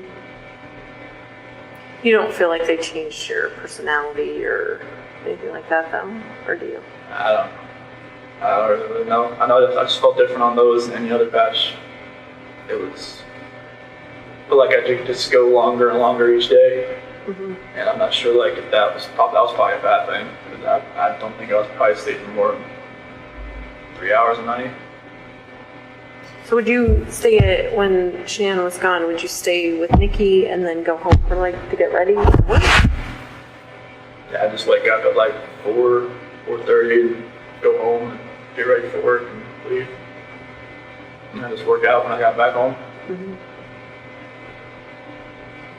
What were their conversations with Nikki as far as at some point you guys were talking about her helping you find an apartment? So what did you guys talk about as far as your future together? That didn't really happen until like I got back from the beach. So I told her like I lied to her like, hey, I had talked to Shannon about getting the separation. And that talk hadn't happened yet. No, I mean it kind of like. She knew something was going on. I mean, we weren't sleeping in the same room, and then she even mentioned the fact like, hey, Colorado's 50-50 state or something like that. And which I was like, okay, well, I guess you looked it up. But that actual talk hadn't like actually happened. I was just like, I thought it was going to happen. Yeah. And so when in conversations with Nikki, I get it. I mean, you're telling her like the progress toward the divorce is a little bit more than it was. Mm-hmm. And then so what were you guys planning? So it was more of like she's going to help me find an apartment that was affordable. That's kind of just around like Brighton or maybe just close to work, like Fort Lupton or something around there. That's kind of like where my area was. Mm-hmm. Did you talk about moving in with her? She didn't want that. She didn't want that. Would you have done that if she would have been cool with that? I've been a little too soon, I would have thought. There was just, we'd only been really seeing each other like almost like a month or maybe just talking about 2 months. That would really. She called her house, like her apartment, like her, I don't know, like her, kind of like a shield or kind of like her, she had another word for it, but. Like her safe place? Yeah, like a safe place or something like that. And she said like, people like to invade it, but that's why she always let me come over, because she said she felt like I was fine, like her dog liked me and everything. Like she was like, hey, you just should belong here type thing. Okay. So you and Shannon, did you talk about selling the house? Or what point did you? There was some discussion there with Ann Meadows and she had sent an email about to Ann about like how we would go about like selling the house. Yeah. And I think Ann told her about Ann was always about getting pre-approved. Just like like if you're going to sell your house, get pre-approved for like another house, so it's like much faster. Yeah, so you can just quickly transition from one to the other. Okay. When did that happen? Remember? I think it was either right before we left. No, that had to have been like first week of August, somewhere around there. I think she may have contacted her. Okay. So the plan was maybe to buy a house. I think you told me in Brighton, you think about buying a house in Brighton. Yeah, just like she liked that Adams 12 school system or something. Yeah. So Okay. I think that's what Brighton is. Adams. Yeah. What were you thinking about when you called the school that day, on Monday? I was freaking out. I didn't know, like I was thinking in my head, like what I just did, what I just done, and I didn't know, like it was stupid to do anything. Just, to call the school, to call Ann, to call anybody. They were right to be, suspicious about anything. Because I knew I probably sounded eccentric on the phone and out of sorts, and just I don't even know what they were thinking. They heard me. I think they thought it was weird, but I don't know how you would not sound weird, like you said. So are you 100% sure the girls were still around and alive when you drove out? Okay. So that's completely accurate. There's nothing else about that. They got in the truck. Okay. where did the blanket go? It's probably in the trash can or something, I think. In the trash? It wasn't it was still in my truck. Okay. We thought we saw some GPS where you had stopped by near construction roll-off dumpster. Is that true, or? I think that's I dumped my clothes in there. So that would have been on the way back to the house? My neighborhood. Yeah. When Officer Kunov was there? Okay. Was it one of those red construction dumpsters? More than likely. Okay. Did you pack new clothes? How did that work? I already have some in there because, like, in case we have like a spill or something. Oh. If you ever get crude oil on you, you don't. Yeah, I have like 2 pairs of boots, all kinds of different stuff in there, just because like just one time I had to pick up a spill and I had defrost on, and I had like a headache for like 2 weeks because it's like the crude oil that comes. So I always have something in there. So where did you keep them after you took them off? Like, did you just change out there into your new other clothes? So like I dumped my clothes in that dumpster. But that wasn't that on the way back? When you were coming? Like, you'd already worked the whole day, right? I'd work like till like 11 or so. 11. Yeah. So that was back when Nicole Atkinson. Yeah, when she was at when she my called. house, hit the doorbell, that's when I knew someone was at the house. Right. Did you think right then, like, oh fuck, like, here we go? Or what were you thinking then? I didn't even know why she was there. I was like, I didn't know, like, maybe she had an appointment or something with Shanann. I didn't know. What did you think, like, that day, like, what you were gonna say? Like, what was your plan? Were you just gonna go home and be like, report to the police that your family's gone, or? I had no idea what was gonna happen. Like, after everything, I don't even know how I was even acting even normal to people that I was around. Because when, like, Troy and Cody and Chad and Melissa and all them, like, you know, when they showed up on the site, I don't even know how I was even being somewhat even coherent what I was saying, but apparently they understood me. So I didn't know what was going to happen. Like I said, this wasn't like something like some Criminal Minds type. Like, well thought out? Yeah, it wasn't nothing like that. You were just minute by minute at that point. Yeah, I had no idea what was going on. So once the girls were gone, was it also just a minute by minute thing as far as the oil tanks? Yeah, I didn't know what to do. I mean,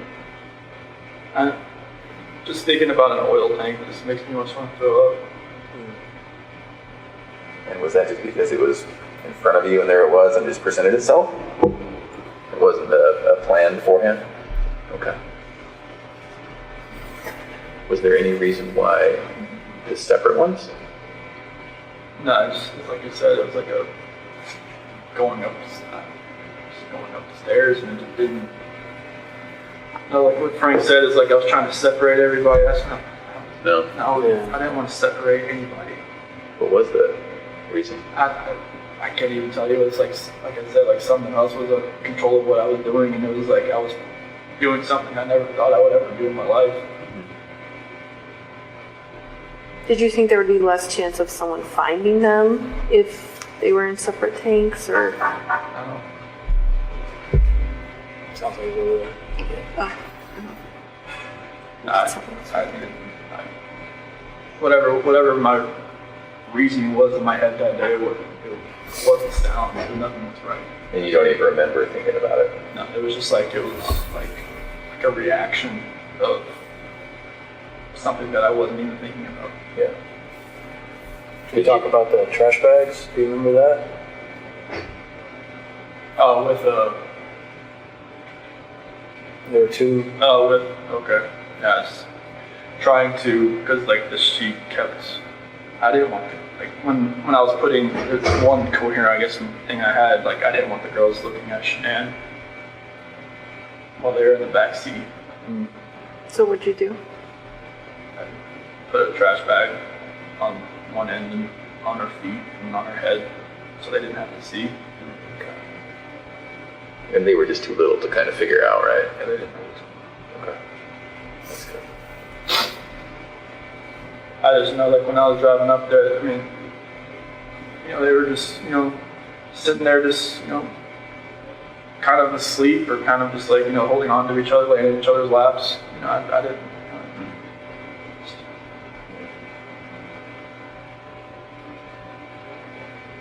Do you remember having any thoughts or thinking about why not just putting them all together with Shanann?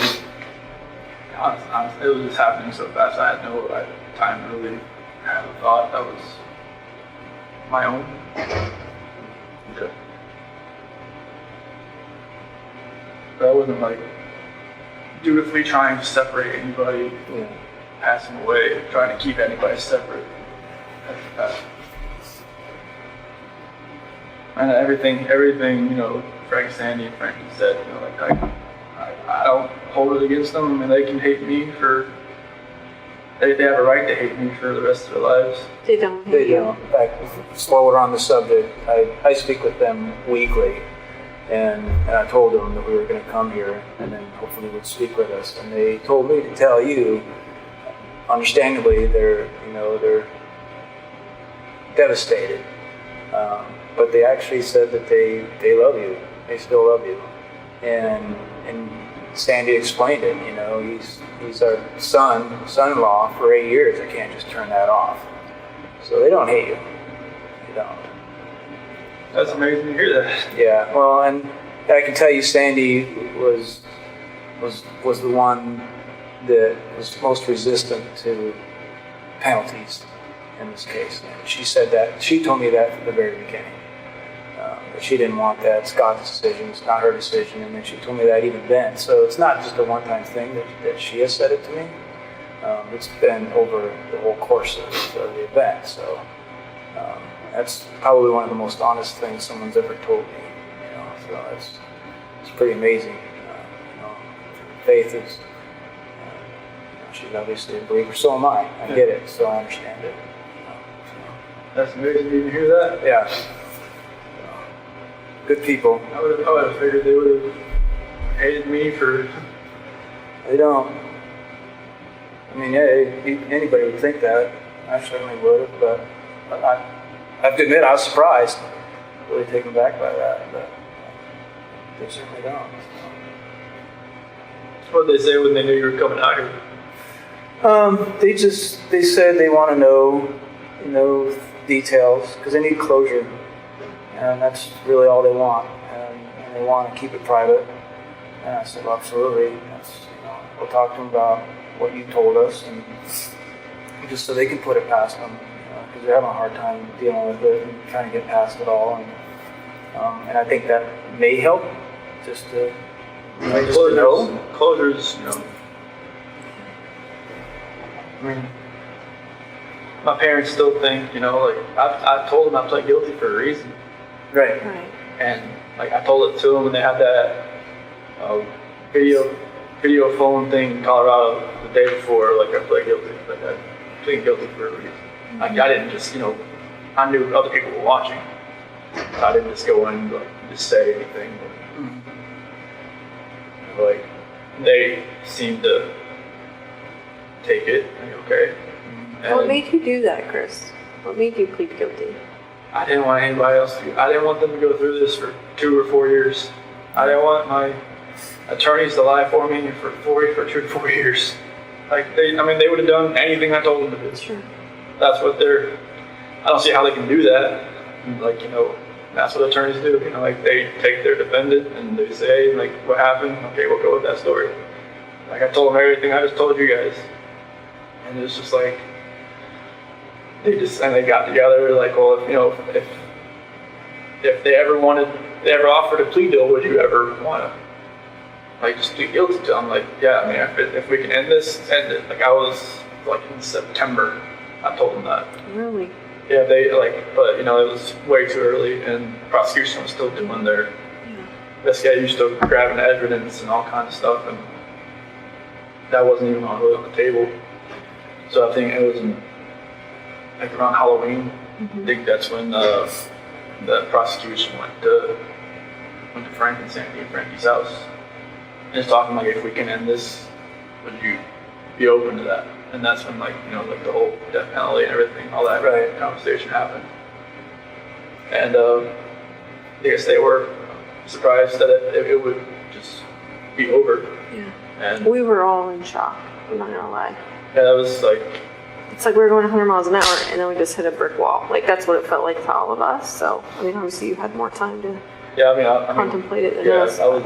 I told John and Kate and Sophia and everybody, Amy, hey, if we can just stop this, and like, I know it's, you know, everybody's telling me to fight this, you know, there's no like, there's like, everybody's saying there's like not enough evidence to such and this and that. And I'm just like, no, this needs to end. Like, I don't want people to have to, because for Frank and everybody to have to fly back to Colorado every single time and get reminded of this, like, I'm not sure, it's never going to go away, but to actually have to come and talk about it, have other people talk about it, have, you know, all three of you get on the witness stand and say, you know, what they saw, what they've seen, you know, what they heard on tapes and everything like that. It's just like, I don't want people to live that over and over and over again for years.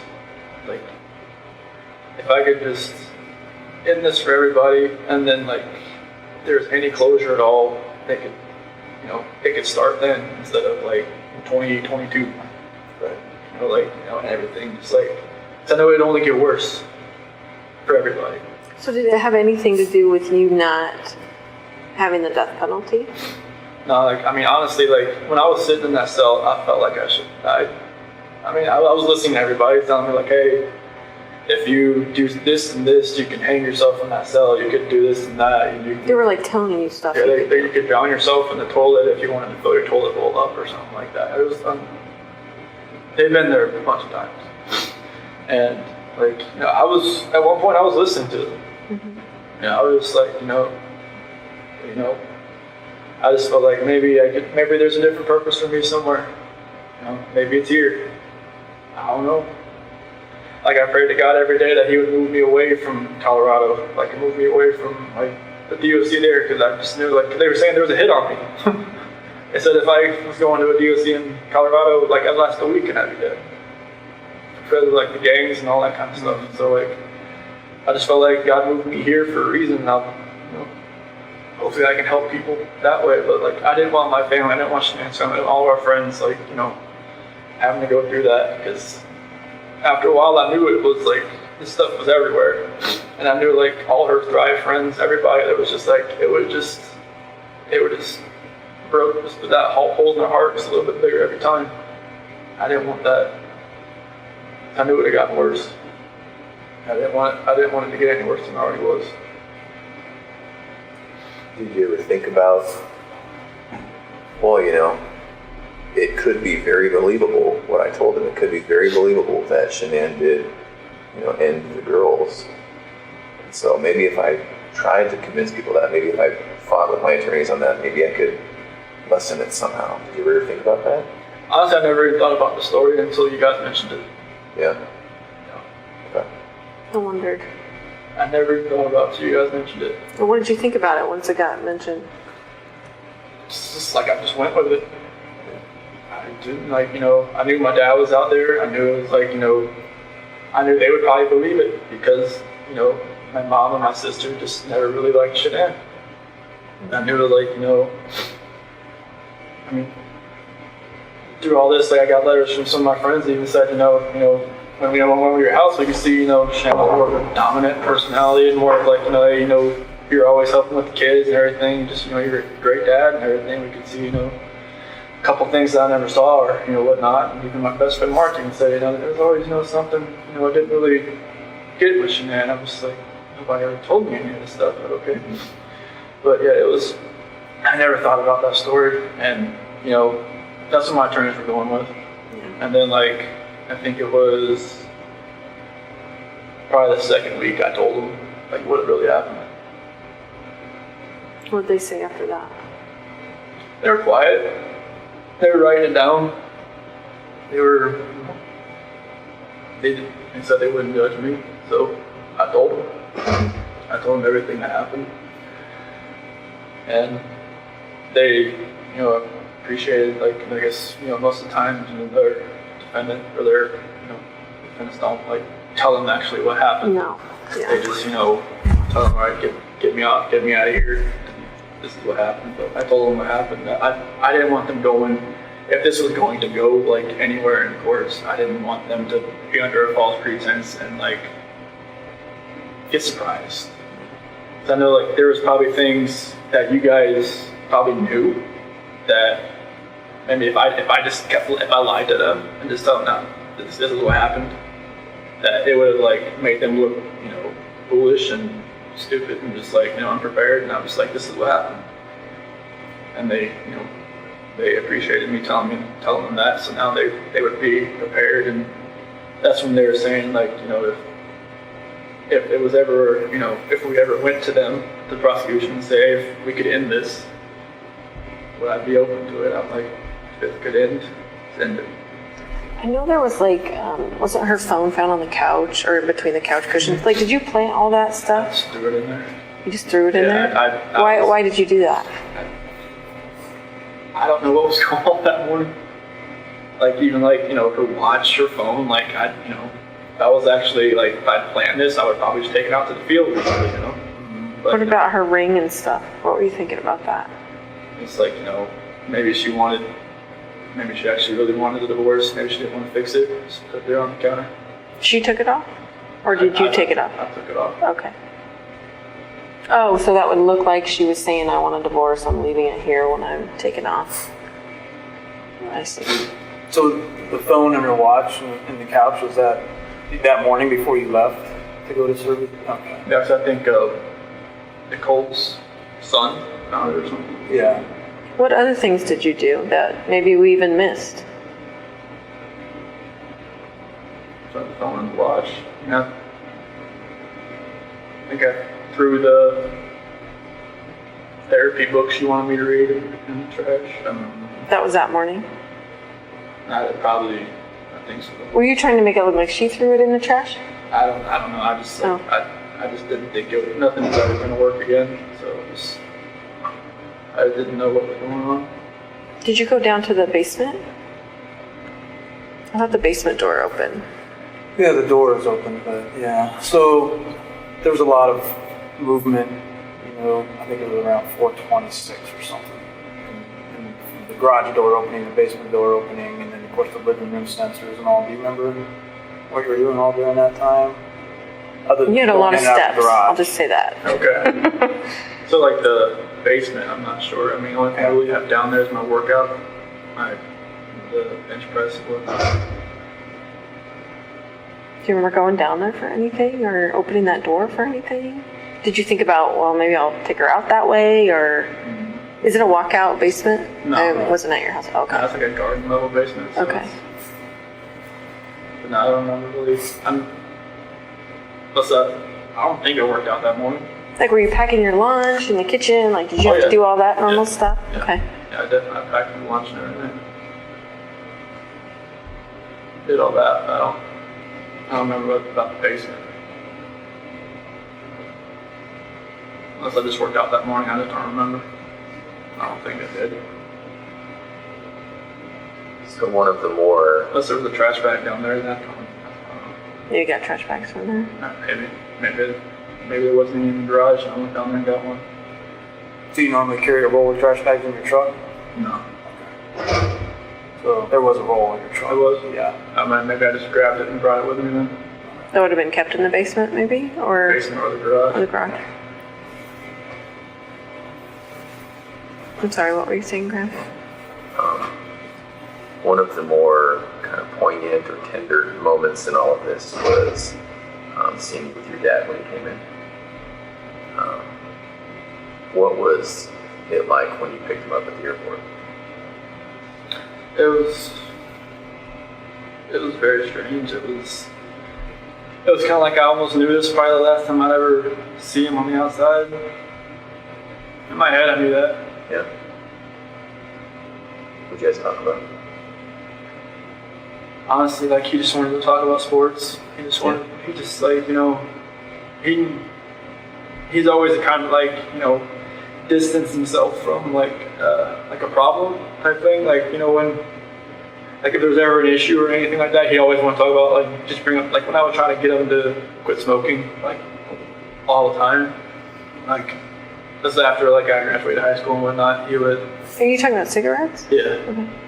and he would always, like, just change stuff. Like, oh, you ever have an embrace football or something? I mean, he just never wanted, like, you know, he said, okay, oh, yeah, I'll get to it, and he just, boom, something else. And, you know, I just kind of felt like it was kind of like that, you know, like, he asked, like, a few questions, like, you know, do you know where they're at, and do you think, you know where they're at, or anything like that. I just, you know, don't know. And then, like, start talking about, just want to talk about sports, just like normal things. And just kind of, I'm not sure if he maybe knew anything, you know, maybe he kind of figured out something maybe happened and just wanted to talk to me as his son. Is it possible he saw that you were in a stressful situation and wanted to do what he always did? Yeah. Make things comfortable. I think that was a good way to put it. I bet you picked up a lot of that from him. Yeah, because in stressful situations, like I mean, the gray hair didn't show it, but like I try not to be in stress. But you know, it's like, you know, I worked on cars. There was a lot of stress because it's always, you know, it's on commission. You know, you get paid what you do, not by showing up. So, you know, then Darko was a little less stressful. 'Cause, you know, I got paid just to be there. But, you know, Was your dad's marriage like yours and Shanann's marriage, as far as like your dad was the more passive one and your mom was the yeah, more mom dominant? was always the more aggressive one. Was she like Shanann in a way? I mean, were you attracted to Shanann because she was kind of like how your mom and dad's relationship was, or? It was like, you know, it almost mirrored like her mom and dad's relationship, honestly, because her dad's like my dad. They're both like kind of calm, cool, like I could see that, And her yeah. mom is very, Sandy rules that roost. oh yeah, very. And it's just like, you know, I kind of related it to that because like her mom always said like she always told Shanann that she would marry somebody that was kind of like her dad. I felt like I was kind of like her dad. I mean, I wasn't like, you know, I couldn't build a lot of things he could, but, you know, our personalities were kind of like, you know, I was always, you know, I think he really liked me the first time he met me because, like, I was helping Shanann with this, she had got this car from the dealership that she worked at, and she was driving around and felt like, you know, the wheels were going to fall off. And I pulled over where her dad was, and I got her knee jacked up, and I was like, you know, trying to fix everything. He's saying like any other guy she'd ever dated would have just like stood by and watched me do it.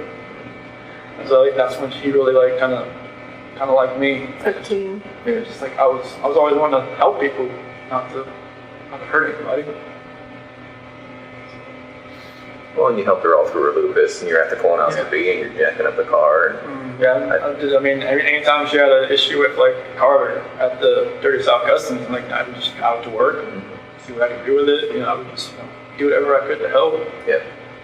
Well, and I think one of the reasons Frank and Sandy work so well is because Frank let Sandy be Sandy.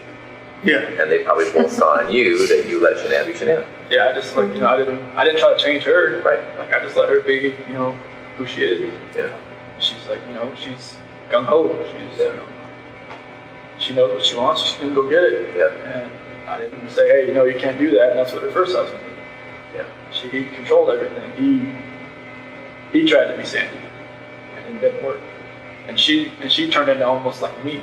She was like, she just kind of like played back and just kind of like let him do what he was doing. And then I think she learned after that she could just be herself. And then with me, she could definitely be herself. Yeah. So that's how it worked. So do you think your dad had any inkling? Because I'm trying to remember the timing. He showed up when you were still walking around. You weren't in any trouble yet when Ronnie came in. Yeah, I had met with Dude the night before, for like 3 or 4 hours. And then I was at Nick and Amanda's house. Okay. Right there, and that's when I went to go pick him up. Okay. And you picked him up. It was early that morning, right? He was like 10:30, I think, when his flight came in. Okay. And then so from there, you guys probably drove home and then to the police station. Yep. And the talks there were no type of confession from you. Okay. No, it was like he was just gonna wait. Okay. I told him like, you know, if you're hungry, there's like that barbecue joint down the street. Yeah. You know, it's good. And just, you know, he told me he never left. He didn't. I wasn't lying. Yeah. He's faithful. He was. Yeah, I mean, I don't know how he lasted that long without food. We ended up giving them food. Yeah. Oh, okay. He was great. And the reason I ask is because when I look back and watch the video, now knowing what I know after talking to you today, I can see how genuine he was. But I just didn't know if you guys had come up with some sort of plan. Okay. No, he never talked about it. Okay. If I had told him anything, he would have probably just told me to just tell him right away. I think you're right. He would have still loved me either way, but he would have told me you need to tell him, like right now. Yeah. Like, you know what I mean? I mean, I didn't think I was going to be there for 14 or however long it was, like 10 hours, however long I was there that day. You were there a long time. Yeah, but it was. He would have told me just to say, just to tell you. Yeah. Did you know walking in there that you were going to tell us? Or did you think, I didn't. I mean, I knew there was a reason you brought me back in. I know. Well, for the. what'd you think about the polygraph? That was horrible. Why do you say I that? don't know how you do that. Why do you say that? Because Tammy's a torturer. I'm not. No, like. I mean, Tell me. You answered. You asked me questions for like 3 or 4 hours beforehand, and then you do the polygraph, and it's like you just break down somebody's brain to where like. Too it's much like, or too what? much. Jello, and it's just like I know it's you guys have a job and you have a plan, and that's you executed it. She's thorough, right? There's just no way to get out of there without the truth. No, I mean I kind of knew like because right when you asked me about like Saturday night, when I told you about the walking, I was like, man, she was like going through her head. Well, we did know, we found out about Nikki right before the polygraph.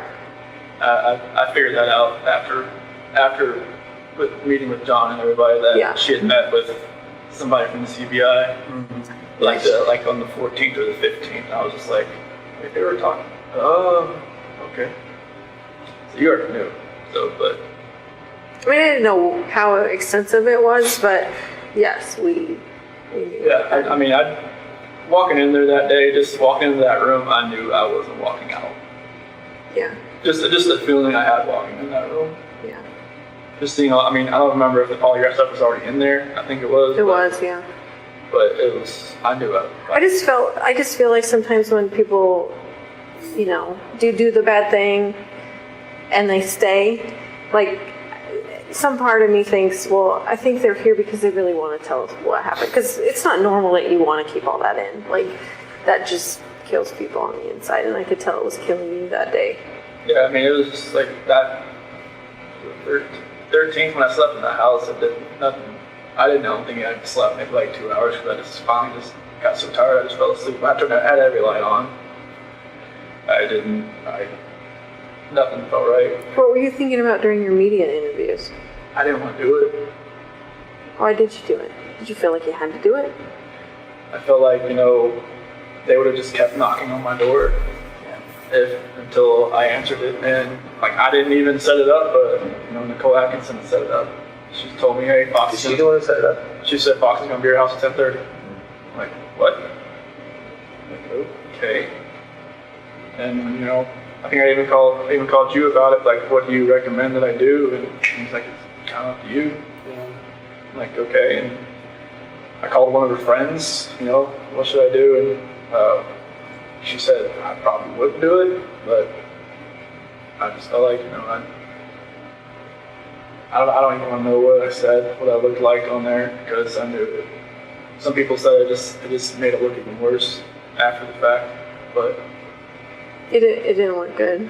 I mean, obviously we can't say, oh, we knew right then he was lying, but I think we all watched it together and went, this might be bad.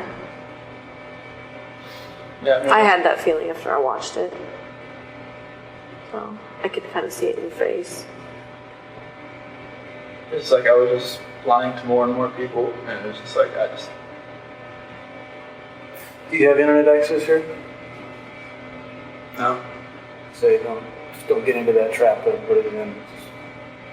Watch What all trap? that. Oh. The social media trap and all that. No, they don't. It's They ridiculous. don't let you have social media here. Like, I think some of the GP guys are getting like these little like tablets or something that are like the size of like a older iPhone or something.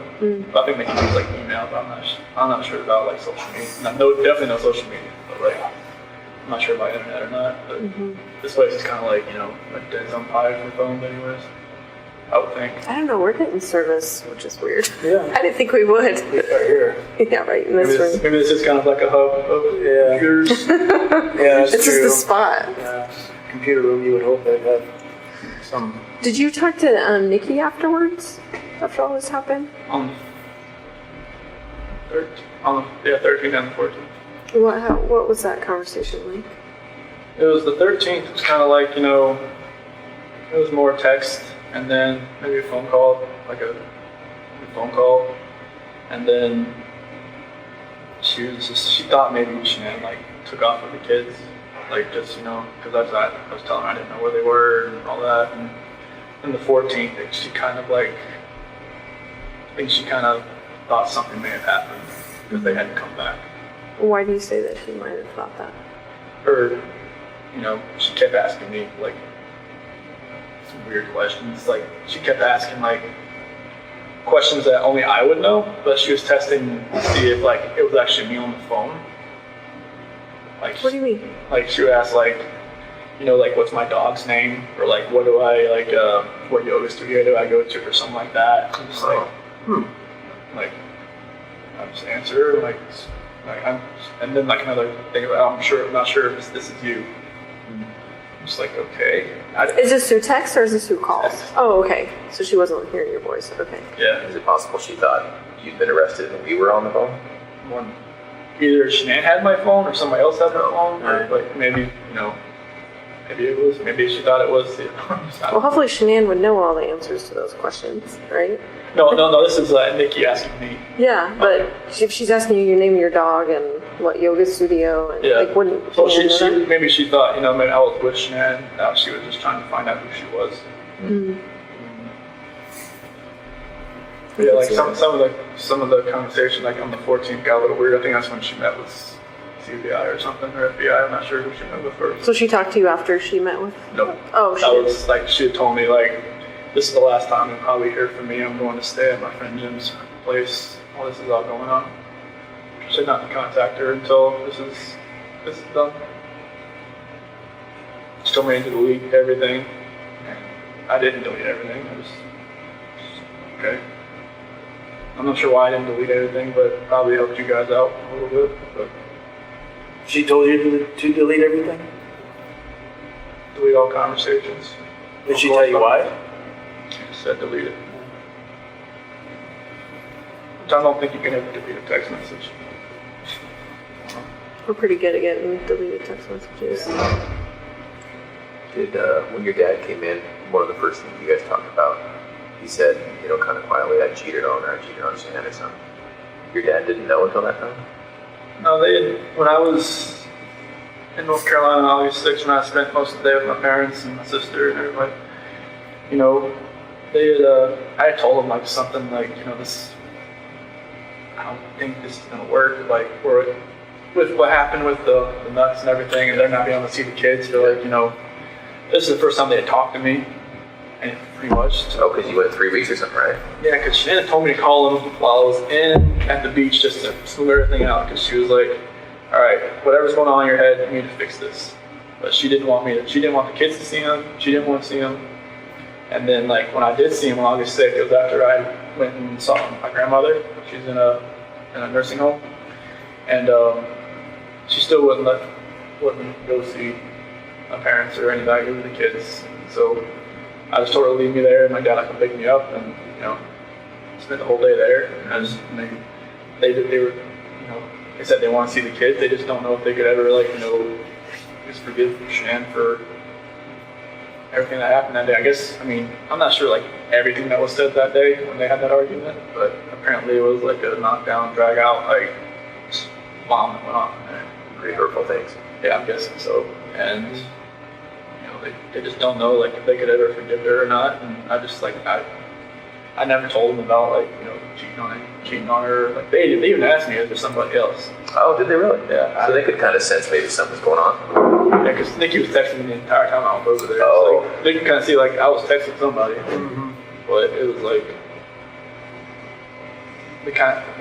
maybe they kind of knew. Even when I was in San Diego talking to my friend Mark, I told him about Nikki, but I didn't tell him I was going to meet up with her. Okay. I told him that I was trying to I should have just told him right then. Maybe that would have helped me. I know maybe he had an instance where there was some girl coming after him, and she was engaged, and he ended up getting with her, and then they were together, and then she cheated on him. Is this before he was married or during? It was after. Okay. Like he could have, you know, helped me, but I just, you know, I never told him the whole thing. That, you know, it was a lot further along than I wanted it to be. That's interesting to think about, right? Because your dad could have given you some good advice. Yeah, everybody. Oh, this is my friend Mark. Oh, I'm sorry. Okay. When I was in San Diego. Oh, I gotcha. So you think you told Mark about that and hoping that he maybe questioned you about it, or? I was, because, you know, Mark, my best friend, you know, I grew up with him since I was like 8, 9 years old. Yeah. So, like, he had been married before, and it didn't work out. I guess they were stationed together or something, like, over in Korea. And, I should have just kind of just came out with, like, the whole story. Like, you know, like, I just told him, like, there was this girl at work that, you know, I've been talking to, but I'm just distancing myself from her. Yeah. But that wasn't the case. I was just letting it, you know, exponentially get worse. Right. If I had told him, like, hey, you know, he would have been like, whoa, man, like, all right, take a step back and look. Yeah. Right. And, like, don't, like, fall into that trap, being you're going to be alone for 5 weeks. And there's times I wish, you know, like, maybe Shanann didn't have to go away for 5 weeks. Maybe we all just went for 1 week. Yeah. Nothing would have ever happened. It's only, I mean, 5 weeks alone, that's the only reason really that was almost even allowed to happen. There are quite a few people who would tell us and who do tell us, you need to look into Nikki more, Nikki Kissinger. All the way from the extreme end of things being Nikki's the one who ordered the hit. She was there, hiding in the basement. She was there. Yeah. You know, so the extreme is she's the one who told Chris to do it. She's the real problem. All the way, that's the extreme side, and then all the way to, well, there were these texts where she was infatuated, she was in love, she was saying how good Chris was in the sack, and maybe we should look at her more. You know, what would you say to those people? You know, she had her moments where I had to talk her, like, off a ledge kind of deal. What does that mean? Like, I guess after the fact, there was, like, videos of her that she was, like, recording herself because she was, like, bipolar or something. I never knew that. But it's like, and she would get worked up about nothing. She would just, like, she came to my house once because I think it was, like, July 4th. I didn't have to work that day. So I didn't, like, get up at, like, you know, 4 o'clock and go home. And Shanann called me, like, 10 times in a row. And I didn't hear it because I was sleeping. And I was just like, and she was pissed. Shanann was pissed. And, like, I called her on outside, like, where are you at? Like, what? Like, I was like, I didn't have to work today. It's like, you called me at, like, you know, 5:30. It's like, well, kids want to talk to you at 7:30. I'm like, I was sleeping. She was like, she just like, you know, screw you, like, you know, like, I don't know where you're at. And I went back inside, told me, like, I gotta go. And she was just like, okay, are you coming back? I'm like, probably not. So wait a minute, you kind of lost me there. Were you at Nikki's place when Yeah. Shanann called you? Yeah. Okay, and so you were sleeping in her bed. Yeah, because I wasn't going to work that day because I didn't have to that day. Okay. The first holiday I ever had off. And, you know, Shanann was pissed, and, you know, kind of pissed Nikki off too that I left. But I think that's when I called Nikki later, and she was like, you know, she kind of realized that, you know, she'd always be like, you know, she said second fiddle. Sure. And because that's how I would come back that day. Just, you know, I don't want to be anywhere else when Shanann calls. She was already pissed. So it was stuff like that where she would go. She said she would go on, like, websites and look at, like, will a relationship work with somebody? Like, will a mistress work? Will a mistress turn into a relationship? That's what Nikki was looking at? Yeah. She would tell you that, or you She heard told that? me that. Okay. Yeah, she said that she would go on websites and look at stuff like that. I was like, why do you even look at stuff like that? She's like, I just want to see what other people have experienced. But, like, so that confuses me, though, because I thought earlier you were saying she thought you were heading toward a divorce. So why was she looking at herself as a mistress? This was later on. Oh. Like, you know, in August, like, Okay. first week of August, when I told her, like, you know, I had to have that talk with her about separation. Uh-huh. That's when, like, she would start looking at, like, apartments and stuff. But, like, during our July relationship type thing there, Oh, I see. that's when she was looking up, like, you know, will it actually work? And she told her friend Brittany about it, I guess, and Brittany told her not to do it, but she said she already made her decision. Okay. And so, are those people absolutely wrong about Nikki? She wasn't asking you to get rid of your family? No. Are you sure? Yeah. Okay. And no part of any of this was because she put it in your head or asked you to, or? No, she never. I mean, this whole relationship contributed to it. Sure. But she didn't want me to. I mean, was it ever like, I wish you didn't have kids, I want to have, kids of my own with you, like? She never knew if she wanted to have kids, but she said that, at one point she said, I'd like to give you a son. Did she know that Shanann was pregnant with a boy? No. Did she know Shanann was pregnant? No. And why is that? You just didn't tell her? I didn't know. Because we had met. But Shanann put that on Facebook. That's Like, how did she not see I that? don't know. Maybe she did and she just was waiting for me to tell her, or she put it out of her head. Can I ask you a question? A lot of people think you named Nico after Nikki. So what was that? Nico was actually a name that Shanann liked. Okay. Shanann thought of that one? Yeah, I wanted to spell it like N-E-K-O. I thought it was like Nico that way. But she said N-I-C-O. And I thought it was like Nico or something. Okay. I guess Nico is more of like an Italian name. Italian, yeah.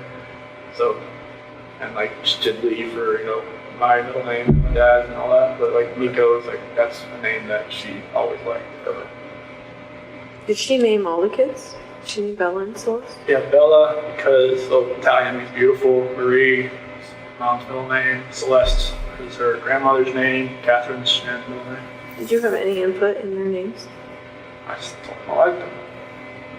I was like, if we had a third child, I was gonna, maybe we could have like Lee in the middle name, but I knew like the girls' names. It was, I love those names, so I was like, that's cool. Mm-hmm. Especially like with the, you have little nicknames for them, like Belle and Belladine and Cece, obviously. So it was good, but yeah, Nico was, it was okay. Can we go back to the house on the 13th? So, at one point, right when you got back there, Coonrod was there, Officer Coonrod, and Nicole was there. Mm-hmm. And then you went in the house and you were for about a minute or so before you let everybody in. Remember what you were doing in there at that time? So I went into the garage, Right. and then I ran around and I opened the front door. Yeah. Opened the front door did everybody come in through the garage or the front door? Everybody comes to the front door. Yeah, so I came in, I went in through there, and I came in, opened the front door, and I ran upstairs. I just was like I was looking around. Okay. That's after everybody? Did you go around the house at all before you opened the front door? No, I didn't run around the house. I stayed down on the bottom, Okay. bottom floor, and then Yeah. went and opened the door. Yeah. Okay. Just curious. And I ran upstairs and everybody else, and that's when Nicole's son on the phone, and I was going smacking like I was walking through the house. Yeah. Shanann had her bra on. Was that normal that she would sleep in her bra? Every once in a while. I mean, she just got home from the plane, so she didn't even take off her makeup or anything. Maybe she was just that tired. But normally, I don't know. Did it not come off when you guys had sex? I don't think so. Sometimes she just, she keeps her shirt on and she doesn't want me to do anything. Just like, she wants what she wants. She knew what she wanted. That's what she wanted. Was it just missionary sex? Yeah. And when her final resting place, was that just naturally what she was wearing? You didn't change her or anything like that? Okay.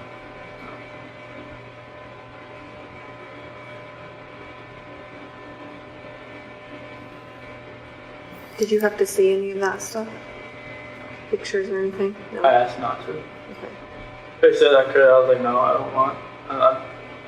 I've prayed for those hazmat workers that I'm sure it was hazmat, right? That had the You're part of it. yeah. And like, We were all there. We were all there. I'm sorry. I never wanted to see it. I just prayed for that. I'd rather have to be there. I never wanted to know what the aftermath was. They said like if this ever got like a preliminary hearing, that I would have to see them just to be prepared. and not have a reaction, an initial reaction. But I was like, I don't want to see him.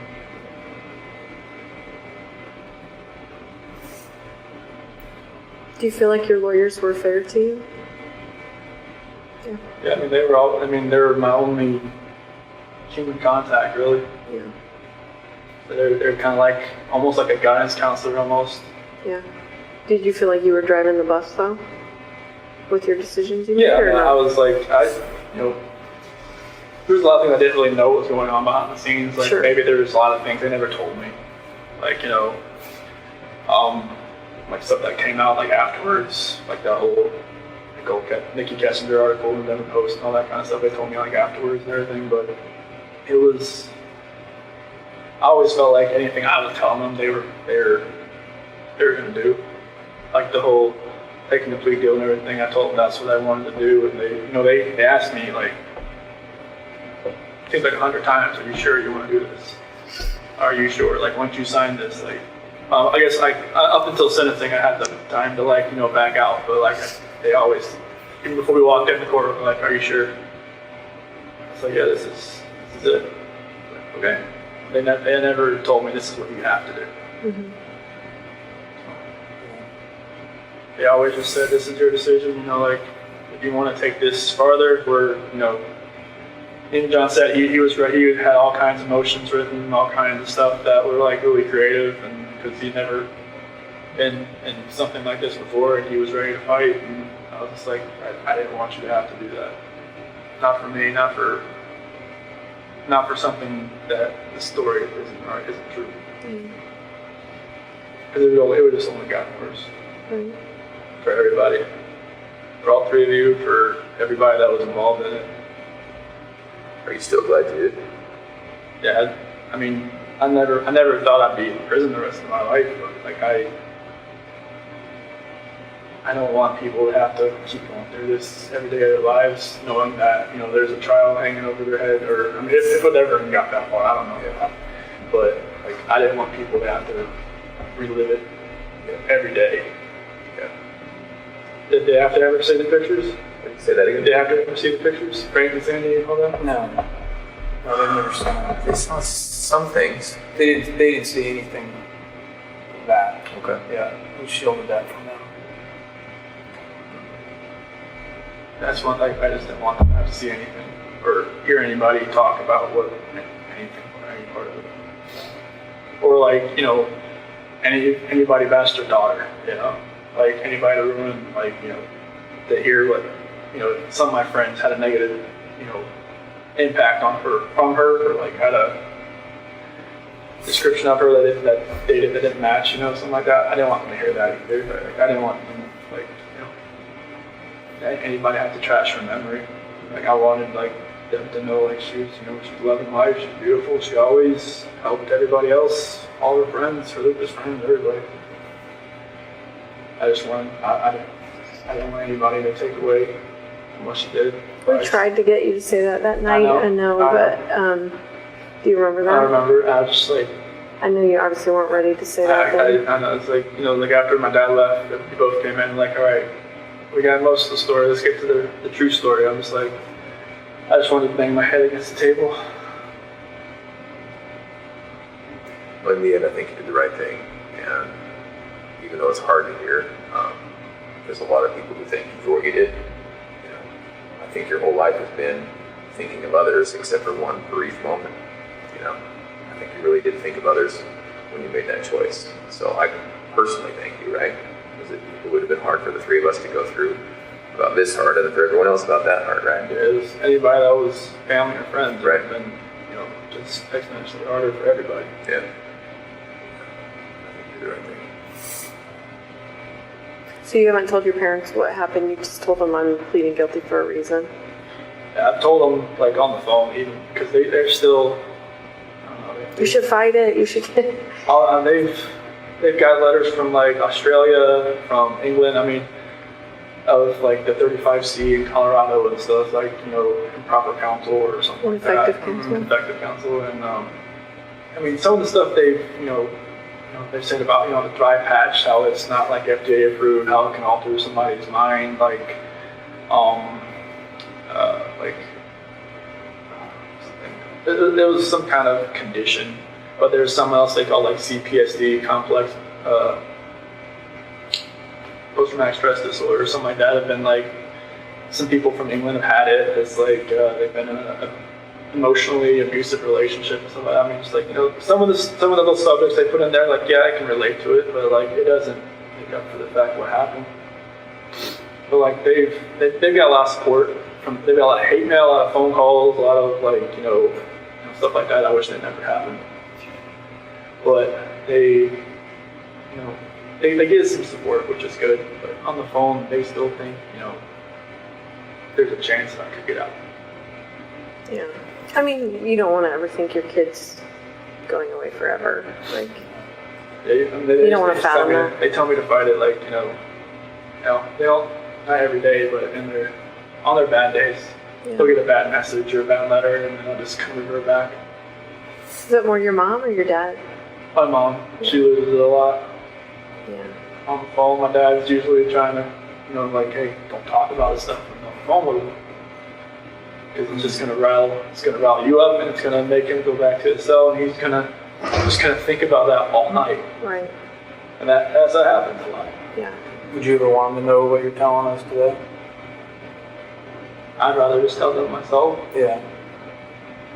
So they're coming. I think they're gonna try to make a visit in like May or so.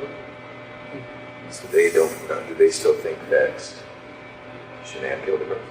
They still believe that, even though I told them not to play guilty for a reason. But they think that I was their words like railroaded by belief. Yeah. Because they felt like they pressured me to do it. Yeah. Do you feel like that? No. No. They asked me plenty of times. This is like, you know, they wanted to fight. Like if I said fight, they would have just, you know, Thrown their gloves. Yep. Just went in there and did it. You know? Yeah, it's like, no, I can't have you do that. So Chris, you care about others deeply. I can tell. You worry about others. And I've asked you, you know, a bunch of times today, but you're not just telling us that you did it because you feel bad for Shanann's memory. You did it? Okay. I have to say, like, you know, after this was all over, you know, people would bring up, like, oh my gosh, I bet you're going to find out that Chris, you know, used to torture animals and, you know, all this stuff. You can imagine, like, you know, hearing that someone's capable of that, what have they done in their past, those kinds of things. Can you think back to your past at all, like your childhood, and think about any other moments that maybe you felt this same rage? I mean, obviously you didn't do anything like that, but maybe felt that rage, and like what would have triggered that, or anything like that? Not really. I mean, I was always like somebody that tried to coax people down, not to, like, if somebody wanted to fight somebody else. I think I got in a fight like when I was in 3rd grade, but it was like, you know, we ripped each other's shirt and went crying. You know, it was like stupid. I was just like, why did I do that? And like maybe that was like my only like bad thing I did in school. So I can't think of it. Did you feel it on the inside, whether you didn't act it out? Like, did you feel like if someone bullied you at school or if someone whatever, like, would it still be inside you? Like, did you feel like that even though you didn't actually act on it? I don't believe it's because I was always, you know, I never really talked to many people. So I mean, people knew who I was, but they didn't really, I mean, I never really spoke to many people. That's why I never had a girlfriend in high school. I mean, I was always kind of like, just under the radar. Did you feel like you had low self-esteem? I won't say low self-esteem. It was just like, I didn't want to be part of like a group or a clique. I just like, you know, I had a couple friends. I sat at a lunch table with them or sat out in, they call it like the fish pond area, and, you know, just chilled out there. I didn't really want a whole lot of friends. Just kind of like just close knit, and I just wasn't out there. I mean, like I said, people knew who I was, but it wasn't a matter of like I wasn't popular or anything. Mm-hmm. Can you attribute that to anything in your childhood? Why you were like my that? sister was always the popular one. Uh-huh. She was more like my mom, like more like outgoing, and like me and my grandma would always sit outside in middle school waiting for her to come out and pick her up, and she'd always be the last one out. She'd talk to everybody in the hallway. And my grandma was always like, "Where's she at? Does she know we're waiting?" But you know, I was just the opposite of her. Mm-hmm. And I was like, sometimes you have kids that are like the the same, and some of you have opposite. Me and my sister are completely opposite. Maybe I just drew on that I didn't want to be the popular one. I wanted to be just just a regular guy. Mm-hmm. So there was not really like bullying or nothing like I remember. Nobody ever really came up to me or wanted to fight me or. Never got made fun of. Never. I mean, I had braces and I had like a bowl cut for a while. I guess it could have made a bit fun. I think most kids did. The 80s and 90s were cruel. Yeah, it's like a Jim Carrey cut with a bowl on your head. Just come around, but yeah, it was. I don't think there was anything that would be pent up inside me From childhood. childhood. I know you talked about your dad having an addiction when I was talking to you. That was after I left. I left home. Was it cocaine or something? Or It was some type of powder. I'm not sure if I guess Okay. it's cocaine. I guess how do you think that affected you? I don't think it affected me. Well, it did affect me, but it didn't like take like deep down. It didn't like really hurt as much as I thought it would. It was kind of weird because when I think of my mom and my sister told me, like when they talked to him about it, it didn't seem to register. Like I said, like he would just change subject, and like when I talked about it, he eventually immediately changed subject. I was like, because they found like cuts on his like CDs and stuff where he would like separate it and stuff like that. Yeah. 'Cause he at a car dealership. I mean, you find guys that do that kind of stuff all the time, I guess. But he was just coping with like I never came back home, and because before I met Shanann, and it was just. Did you feel guilty that he's now using drugs because you never came back home, like he lost his kid? I never really knew why he was doing it.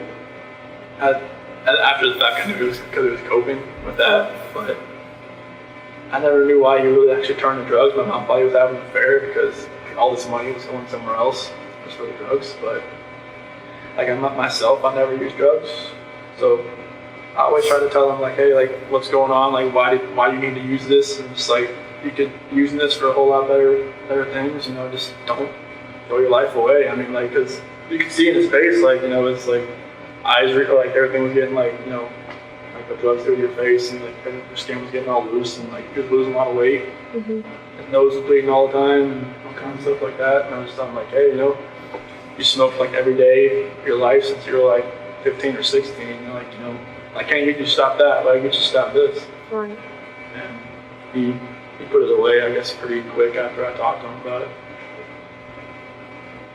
Do you think you were closer to your dad than your mom? Mm-hmm. Yeah. Yeah, we always went to races together, and he always came to my sports, played a couple school sports, rec ball, all that kind of stuff. Yeah. Mom would come too sometimes, but my dad was always there. Yeah. Even if I wasn't playing, he'd just come there just in case I can't win in there. Aww. So that's cool. Yeah. Well, I wondered if they hadn't visited because they weren't ready to visit, or if it was a money thing, or like Is it here? getting the or- time off. Oh, no. Yeah, you like. Is it here? Yeah, visit here. Well, I just told him like, we can't drive in the snow, so it's Oh. I don't want. It's, These roads are bad. Yeah, it's I think it's like an hour from either Madison Airport, whichever Yep. way it is. I told him like wait till springtime. Good advice. Yeah, Pretty brutal. it was yesterday. Did they have money to get here? They sold my toolbox to get some money to come out here. Okay. So yeah, so they'll come out here like they said April, but I was like, just maybe push it till June. They said they can have a blizzard out here in April sometimes too. Like, The late spring blizzard, yeah. so lake effect stuff is crazy. Yeah. And how are you doing mentally? I mean, the first time I didn't know I was coming here. Obviously, I mean, when I was at DRDC, like Swooped you up, didn't you? I was there a week. Like first day I got there, they put me through the ringer. Like I had like 11 tests to do, like mental tests, like reading, math, all kinds of stuff. That's zero my IQ was, and then I just sat there the rest of the week. And then Sunday came along, and after dinner they said, "All right, strip down and put this on." I'm like, okay, and then walked outside and put me in the van. I'm just like, good. I had no idea what was going on. And they stopped in Sterling, which really freaked me out. I was just like, I don't want to do this, because I heard so many horror stories about that place. And they just stopped to use the bathroom, and then we kept going. In the prison? Do they use the bathroom at the prison? Yeah, it was like at the watchtower outside. Oh. And we went into Nebraska, sheriff's office there, and then another sheriff's office in Iowa. Used the bathroom, eat breakfast, then got here. I asked him, I only talked to him once. I'm like, can you tell me, like, where we're going?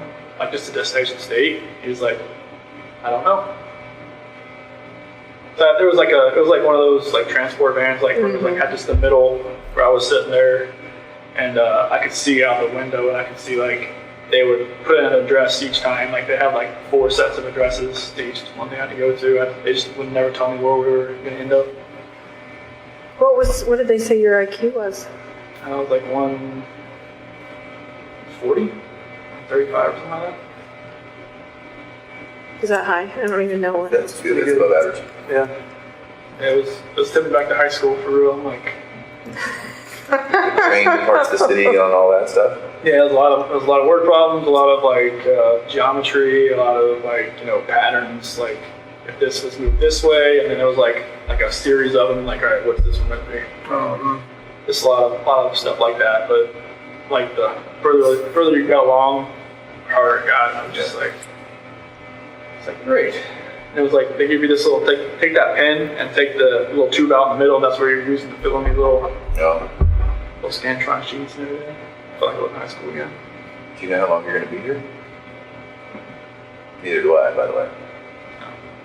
And do you know, are you going to get a job? If since I'm staying here, since I've got staffed here, they have to work. Oh, so what's your job now? I don't have one yet. Okay. They haven't moved me out of the acceptance and evaluation, assessment and evaluation You're process. still in that phase? Okay. And how long will that take? Oh, right now, like since I've been staffed here, I'm just waiting for them to move me over to a different unit. And are you in Gen Pop right now?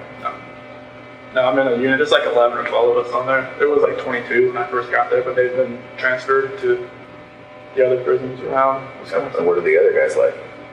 They're fine. Like the first time, like I sat out and ate like a breakfast or lunch with them, I was scared. Are you nervous, scared? I was just like, this hasn't happened like nonsense. I just never happened. Yeah. Like I said, they locked the hallways down when I moved to Colorado. Well, I've heard that. Yeah. So it was like being next, like right like this, eating next to somebody. I was just like, are you gonna like take a sport and try to stab me or something, or what? But it's totally different here. I mean, people know who I am, but like they don't like run at me or jump at me or like. Apparently, the guys that work here, they know that I guess other maxes are like you lock down like 23, 22 hours a day. Oh, so then this isn't all right place to be? For like Right, other comparison. max guys. Good. They said it's the best max but the worst medium. Oh, Because if you're max, you're working, so you're out at your cell working, like if you're a clerk or if you're in the kitchen or if you're in the rec area, you're doing something. okay. But yeah, they said like if you get staffed here, it'll be best for you. Plus, they said it's not as like rowdy as some of the other places. Yeah. That's pretty intense. Yeah. So like I'm going to the GP area. I just don't know when. And you think it'll be while you're here? Mhm. Okay. Yeah, they said like I guess it could take it takes a while to get moved from max to medium because in Colorado I was classified as minimum restrictive, but with the charges it would have been medium. But here it's automatically max. And what are the other guys in for? Do you know? They said most guys in here are for like gang snitches and sex offenders and mainly people that have 20 years or more. So people who were in for a long time and who would otherwise have a pretty hard time at a jail Yeah. for whatever they did, Yeah. whether it be snitching or Yeah, like, children or. yeah, or there's some people from other states here as well, and I guess there's a couple cops here too. Okay. Just things that happened, and they just don't think it'd be better. It'd be a lot better if they're here and not in another prison. Yeah. Okay. So what kind of jobs are available? I mean, Well, it's like they'll probably have me in the kitchen, or like that's where everybody starts out. Like either washing dishes or like, you know, putting food on the trays or helping, you know, pots and pans, something like that. But they have like libraries. They have like, you know, I think this is the PSU area, the psych area. So they'll have like different guys doing clerk stuff around here. I mean, they have over like 300 GP guys here that are like live here. So they have a job for every one of them. Wow. There's even a guy that shovels the sidewalks. I think we saw him. Yeah, we saw him. Yeah. Yeah, I don't know if I want to be that guy. Not here. Do you go to therapy? Do you see a psychologist? There's actually the one her name's like Javier or something like that. She seemed like once a month, and she's actually from Aurora. Really? Yeah, it was weird. I walked in, I saw a Bronco flag. I'm like, okay, who are you? But yeah, it's. Does she give you therapy or? No, she just like talks to me just to see if I need anything or if like if I need psych meds or if I need anything like that, which I've declined all that stuff. But most people in my unit have meds. Just to have them, or do you think they need them? Well, it's like a special management unit. Like they just put me on there to keep me away from GP. And like most people either like just have like some type of medication they're on. But you don't take anything? No. They just keep me in there until the security advisor says, you know, he can get moved to GP down the hall. What kind of stuff, like food and stuff, do you miss the most from the outside? Food? Yeah. Well, I know from, you know, my last time in North Carolina, Bojangles, that was really good. I don't know if you guys ever go to North Carolina or no? Is that barbecue? It's chicken and biscuits. Mm-hmm. And that barbecue place down the street from PD. Mm-hmm. Forget what. Smokehouse. Yeah. Georgia Boys. Yeah. That one. Yeah, the burn-ins, I miss that. And just, you know, I miss Shanann's cooking, that's for sure. Like her spaghetti sauce and her fried pizza. Yeah.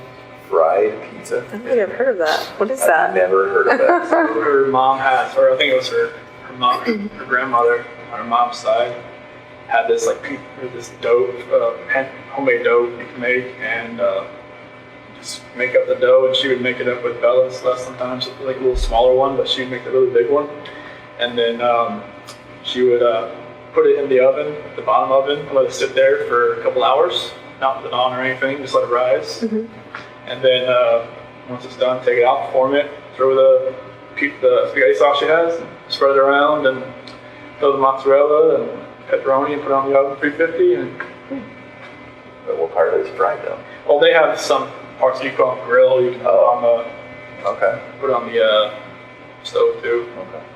It's really good. I mean, it's really thick. Yeah. So you got. Apparently we need this. Yeah. Sandy. I will work on that. Yes. Write a note. Yeah. Are you able to stay out of trouble here? Yeah. No. Nobody's getting any fights? You're not getting written up for anything? You're not getting... I try to keep a low profile here, so I don't want to. I guess they say if you get like 2 contact reports, they'll ship you out if you work here. To another location? Yeah. Oh, so then does that incentivize people with their nose down? Yeah. Okay. Yeah, because I guess a couple guys got busted for having a cell phone. Oh. How we got it in? No kidding. Yeah. Like that stuff just baffles my mind how that stuff gets to. I mean, they won't even let, like, if somebody sends me a letter and it has, like, even, like, someone sent me a Christmas card with glitter on it, they'll let me have it because it's glitter. Because, like, it's contraband. So, like, yeah, I don't have people get cell phones and stuff in here. So what do you do with all these letters that are coming into you? Most of them, like, I just have, like, this, if somebody writes me once, I'll never write them, just because I don't know, like, who they are, like, where they're from. I'll keep it. If it's like a weird letter, I'll just straight up throw it away. If it's like a supportive letter, I'll keep it around, just like, a supportive letter. And then like I've had some people like write me like a second and third time, but they've changed the way they talk, or like they just said different things. Like there's like this dude in like California that wrote me. He's a senior in high school and wrote me. He's like, okay, dude. I looked at the name, like, okay, shut it up, threw it away. He wrote me again, like 2 weeks ago. Totally different. Like, never mentioned like his age, never mentioned his study. Like, hey, like I support you. I'm like all this, like that. Like, if I didn't recognize his name, I would have known like he was just an 18-year-old kid, senior, trying to just like probably just get information, trying to, because there's been like journalists and like other people like you can kind of tell like they ask a lot of questions. But I try to like take into effect who's writing me and like just not to respond. Like I've responded to a few people just because like either my parents have talked to them on the outside and then I kind of know, okay, it's a real person. Oh. But like there's some people that like it seems like they're just trying like to get help for themselves too. Like some people ask like like just for spiritual advice. They're asking for spiritual advice from you. Yeah, like if they're not asking about the case, I'll write them back. If they ask about the case, I don't write them back. Yeah. You think you'll be in love again? There's a lot of women out there that are in love with you. No. I don't think that's gonna happen. I'm not the guy that's down the street or whatever it is. I've heard enough about that guy since I've been here. What have you heard about him? The guy engaged over a letter? He did, yeah. That's pretty insane. But yeah, I don't see myself being in love ever again. Do you have some ladies that are giving you a lot of, like, just telling you that they're in love with you and that kind of stuff? Well, I've had a couple letters that have been like, I hear you get a lot of letters from lady friends that tell you all you need to know. I'm like, I don't get those letters. Trust me. Like I guess there was one letter in Colorado. Someone sent me a picture of them in a bikini, and then it's like went on from there. That was like the only letter I ever got. That was like that. But the press took it and just went with it. Yeah. Do you ever get requests from the press? Mm-hmm. And how does that work? Just tear it up. Throw it away. So are you personally are declining? Well, I don't like writing back. Would they allow you to talk with them? Would they allow men here to talk with you? I don't know. I guess some stations have asked to come in here and talk to me, but they have told them no. Oh. But I've gotten letters from like, Denver stations and whatnot wanting to talk to me. And then quotation marks off the record. I'm like, yeah, right. Anything I write. Yeah, you're right. Yep. So yeah, I just tear it up, throw it away. Have you thought about like writing a book or anything like that? No, that's nothing like that. My mom and dad have been sorry. What is it? No, go ahead. My mom and dad said maybe you should like write down like how you feel or like how you've been dealing with this type thing. Just write it down and that would be my story. But I'm just like I'm not writing a book. That's not me. I've always had a really crazy imagination. So like when I was a kid, like I even convinced my teacher I went to Japan over the summer or to China or something. But she said, you should write down, your story, like, how you cope with this. Why did you convince your teacher you had gone to another country? It was just, like, what you did over the summer. And I was like, I went to China. And started writing. And she actually believed it. I was really convincing. So you're a smart dude. Yeah. It was, and the parent-teacher conference said, so how was China? Nope. So earlier you were talking about how this experience you're gonna want to help people. What do you mean by that? So like this couple letters that I've gotten, like this one girl, she's in like an abusive relationship and she just can't find a relationship like with God. And like I never read the Bible before all this. Like in Weld County, I read it because Right. in the segregation hole there, it was like that was the only book I got. And I was like, okay.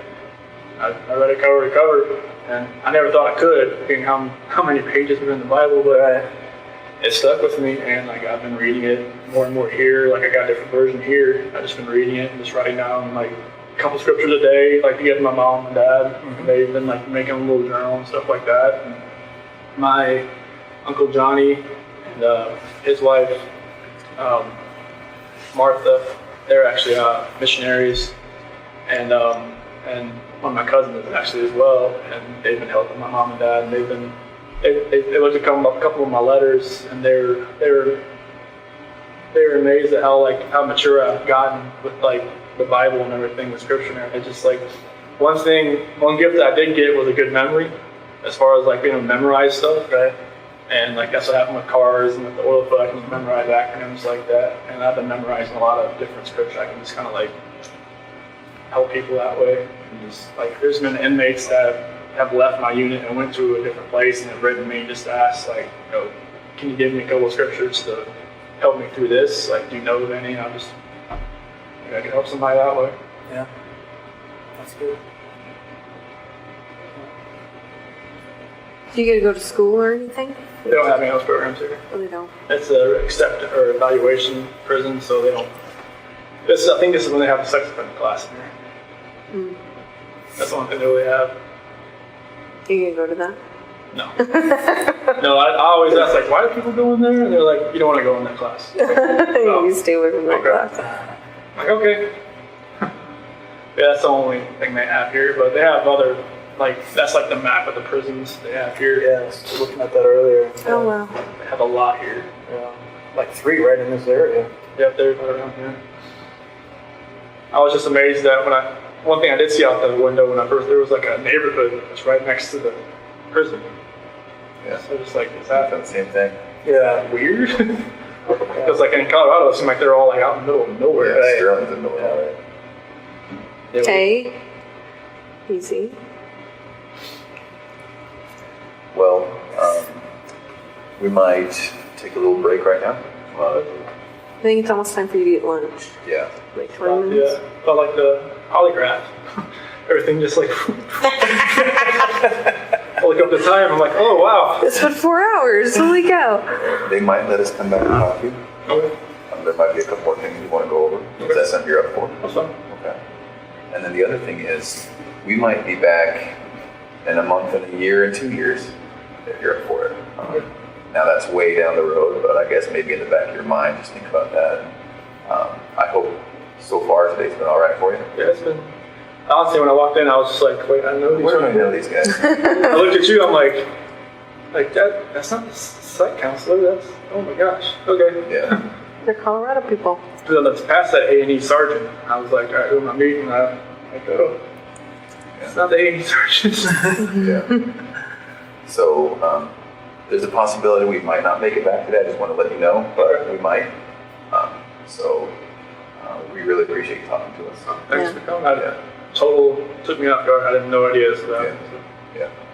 And again, this isn't your case is over, it's closed. So that's not what today's about. Okay. We really appreciate it.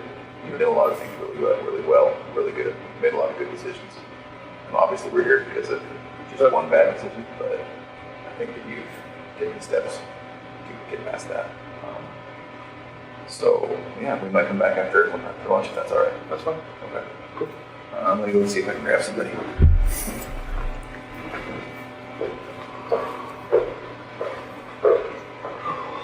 What airport you guys flying to? Yeah. I think I had the better drive. I think you probably did too. Mine was like 50 minutes, so it was like 2 hours. Yeah, It was snowing. It's pretty Lake nasty out there. effect. Yeah, the wind's blowing. Not like wind like Colorado then. It was a hell of a lot colder. Yeah. Well, and yeah, the roads aren't getting cleared like they would get cleared in Colorado. I think they just have so much. Yeah, you it know, just that- comes in and just dumps. yeah. Colorado just melts within a couple hours Right. here. Just honestly, I haven't seen it melt here since I got Well, that's the thing. Everyone's Yeah, houses are just piled, like, oh, it's the next snow, and they just pile it on top. So it doesn't look like anything melts. No. Which is the problem. So. Yeah. Okay.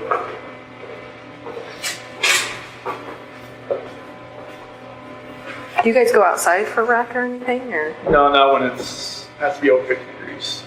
Oh, so you won't be out for a while. No, they have like a rec, like a little basketball court down the hall from where my unit is. So we get there about 5 days a week for like 40 minutes. Nice. So it's a good chance to just get out and just run around a little bit, just stretch your legs a little bit. Yeah. Any weights or anything you can use? Yeah, there's some weights in there. We go with another unit, and they're the infirmary unit that goes with us, and most of them are like in wheelchairs and whatnot. So we kind of like I just like let them do. I don't want to get in your way. Just like let them like there's like the pull downs and the lats and all that kind of road machine and stuff like that. So it's pretty cool. Yeah, but I think they have like a track or something like that you can run around once we go outside. Mm-hmm. Colorado, they let you go outside. Like, I never went outside, but like at the DRDC, they just said Do you want to go outside? Let's go outside. That's cold. Buyer beware. Hey, should I go eat more wreck today? You're like, no. No, it's like 30 degrees outside. You can go outside if you want. It's like, okay. But their version of wreck was like they put you out in a little cage and let you like kind of walk around for a little bit Yeah. at the RDC. It was a little different there. Hey, if we don't want to come back, I just want to let you know, I talked to your dad the other day. Okay. And just to get your property released to him. Oh, the phone and stuff? Yeah, your Okay. phone and what else? Wallet. Your wallet. Okay. Yeah, and we have some other things too, so. But I have to wait for the DA to release all that stuff and then Okay. red tape crap. So. Gotcha. But then we'll send it off to him. Okay, awesome. Thank you. Yeah, I know he wanted my phone just so there was Yeah. on pictures on there. That's what he said. I think I had that phone since like 2016, so there's a good amount on there. Yeah. If we don't make it back today, it's going to be because of some of their scheduling. It's not that we don't want to talk to you tomorrow. It's fine. There's more things we can talk about. Okay. But if we don't make it back, that's why. Okay. Yeah, it's a holiday, so I figured they'd be pretty much open. Yeah. Yeah. So I didn't see many people walking through the hallways when I came down here. Usually there's a ton. A visitor or what? No, just a ton of people, just like workers walking up and down. It seemed I pretty see. sparse. Yeah, it did seem sparse, didn't it?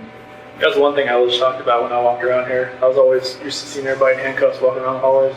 Here, That is interesting, man. I thought the same thing. I couldn't tell who was who. yeah, it's like You can't necessarily you tell. you see the red tag, it's like an inmate, but somebody else, somebody works here. Oh. Or like somebody that's like actual civilian who works here. So then you're not in shackles and handcuffs that often? I haven't been since I got here. You're kidding. That's why I was amazed. I was like, when the guy took me in the hallway, I was like, anything? No, just keep walking. Yeah. That's my psych conscious was saying, this isn't the max when she first got here. Like, no, it's like max or something. It's just like, you know, if you want to act up, they'll put You'll you abuse it. You'll earn those shackles back. Oh yeah, they'll put you in handcuffs, take you to the hole, Yeah. Yeah. and then they'll ship you out of here. They have a solitary here. Oh yeah, they'll strap you out to a bed. Oh, yeah? Jeez.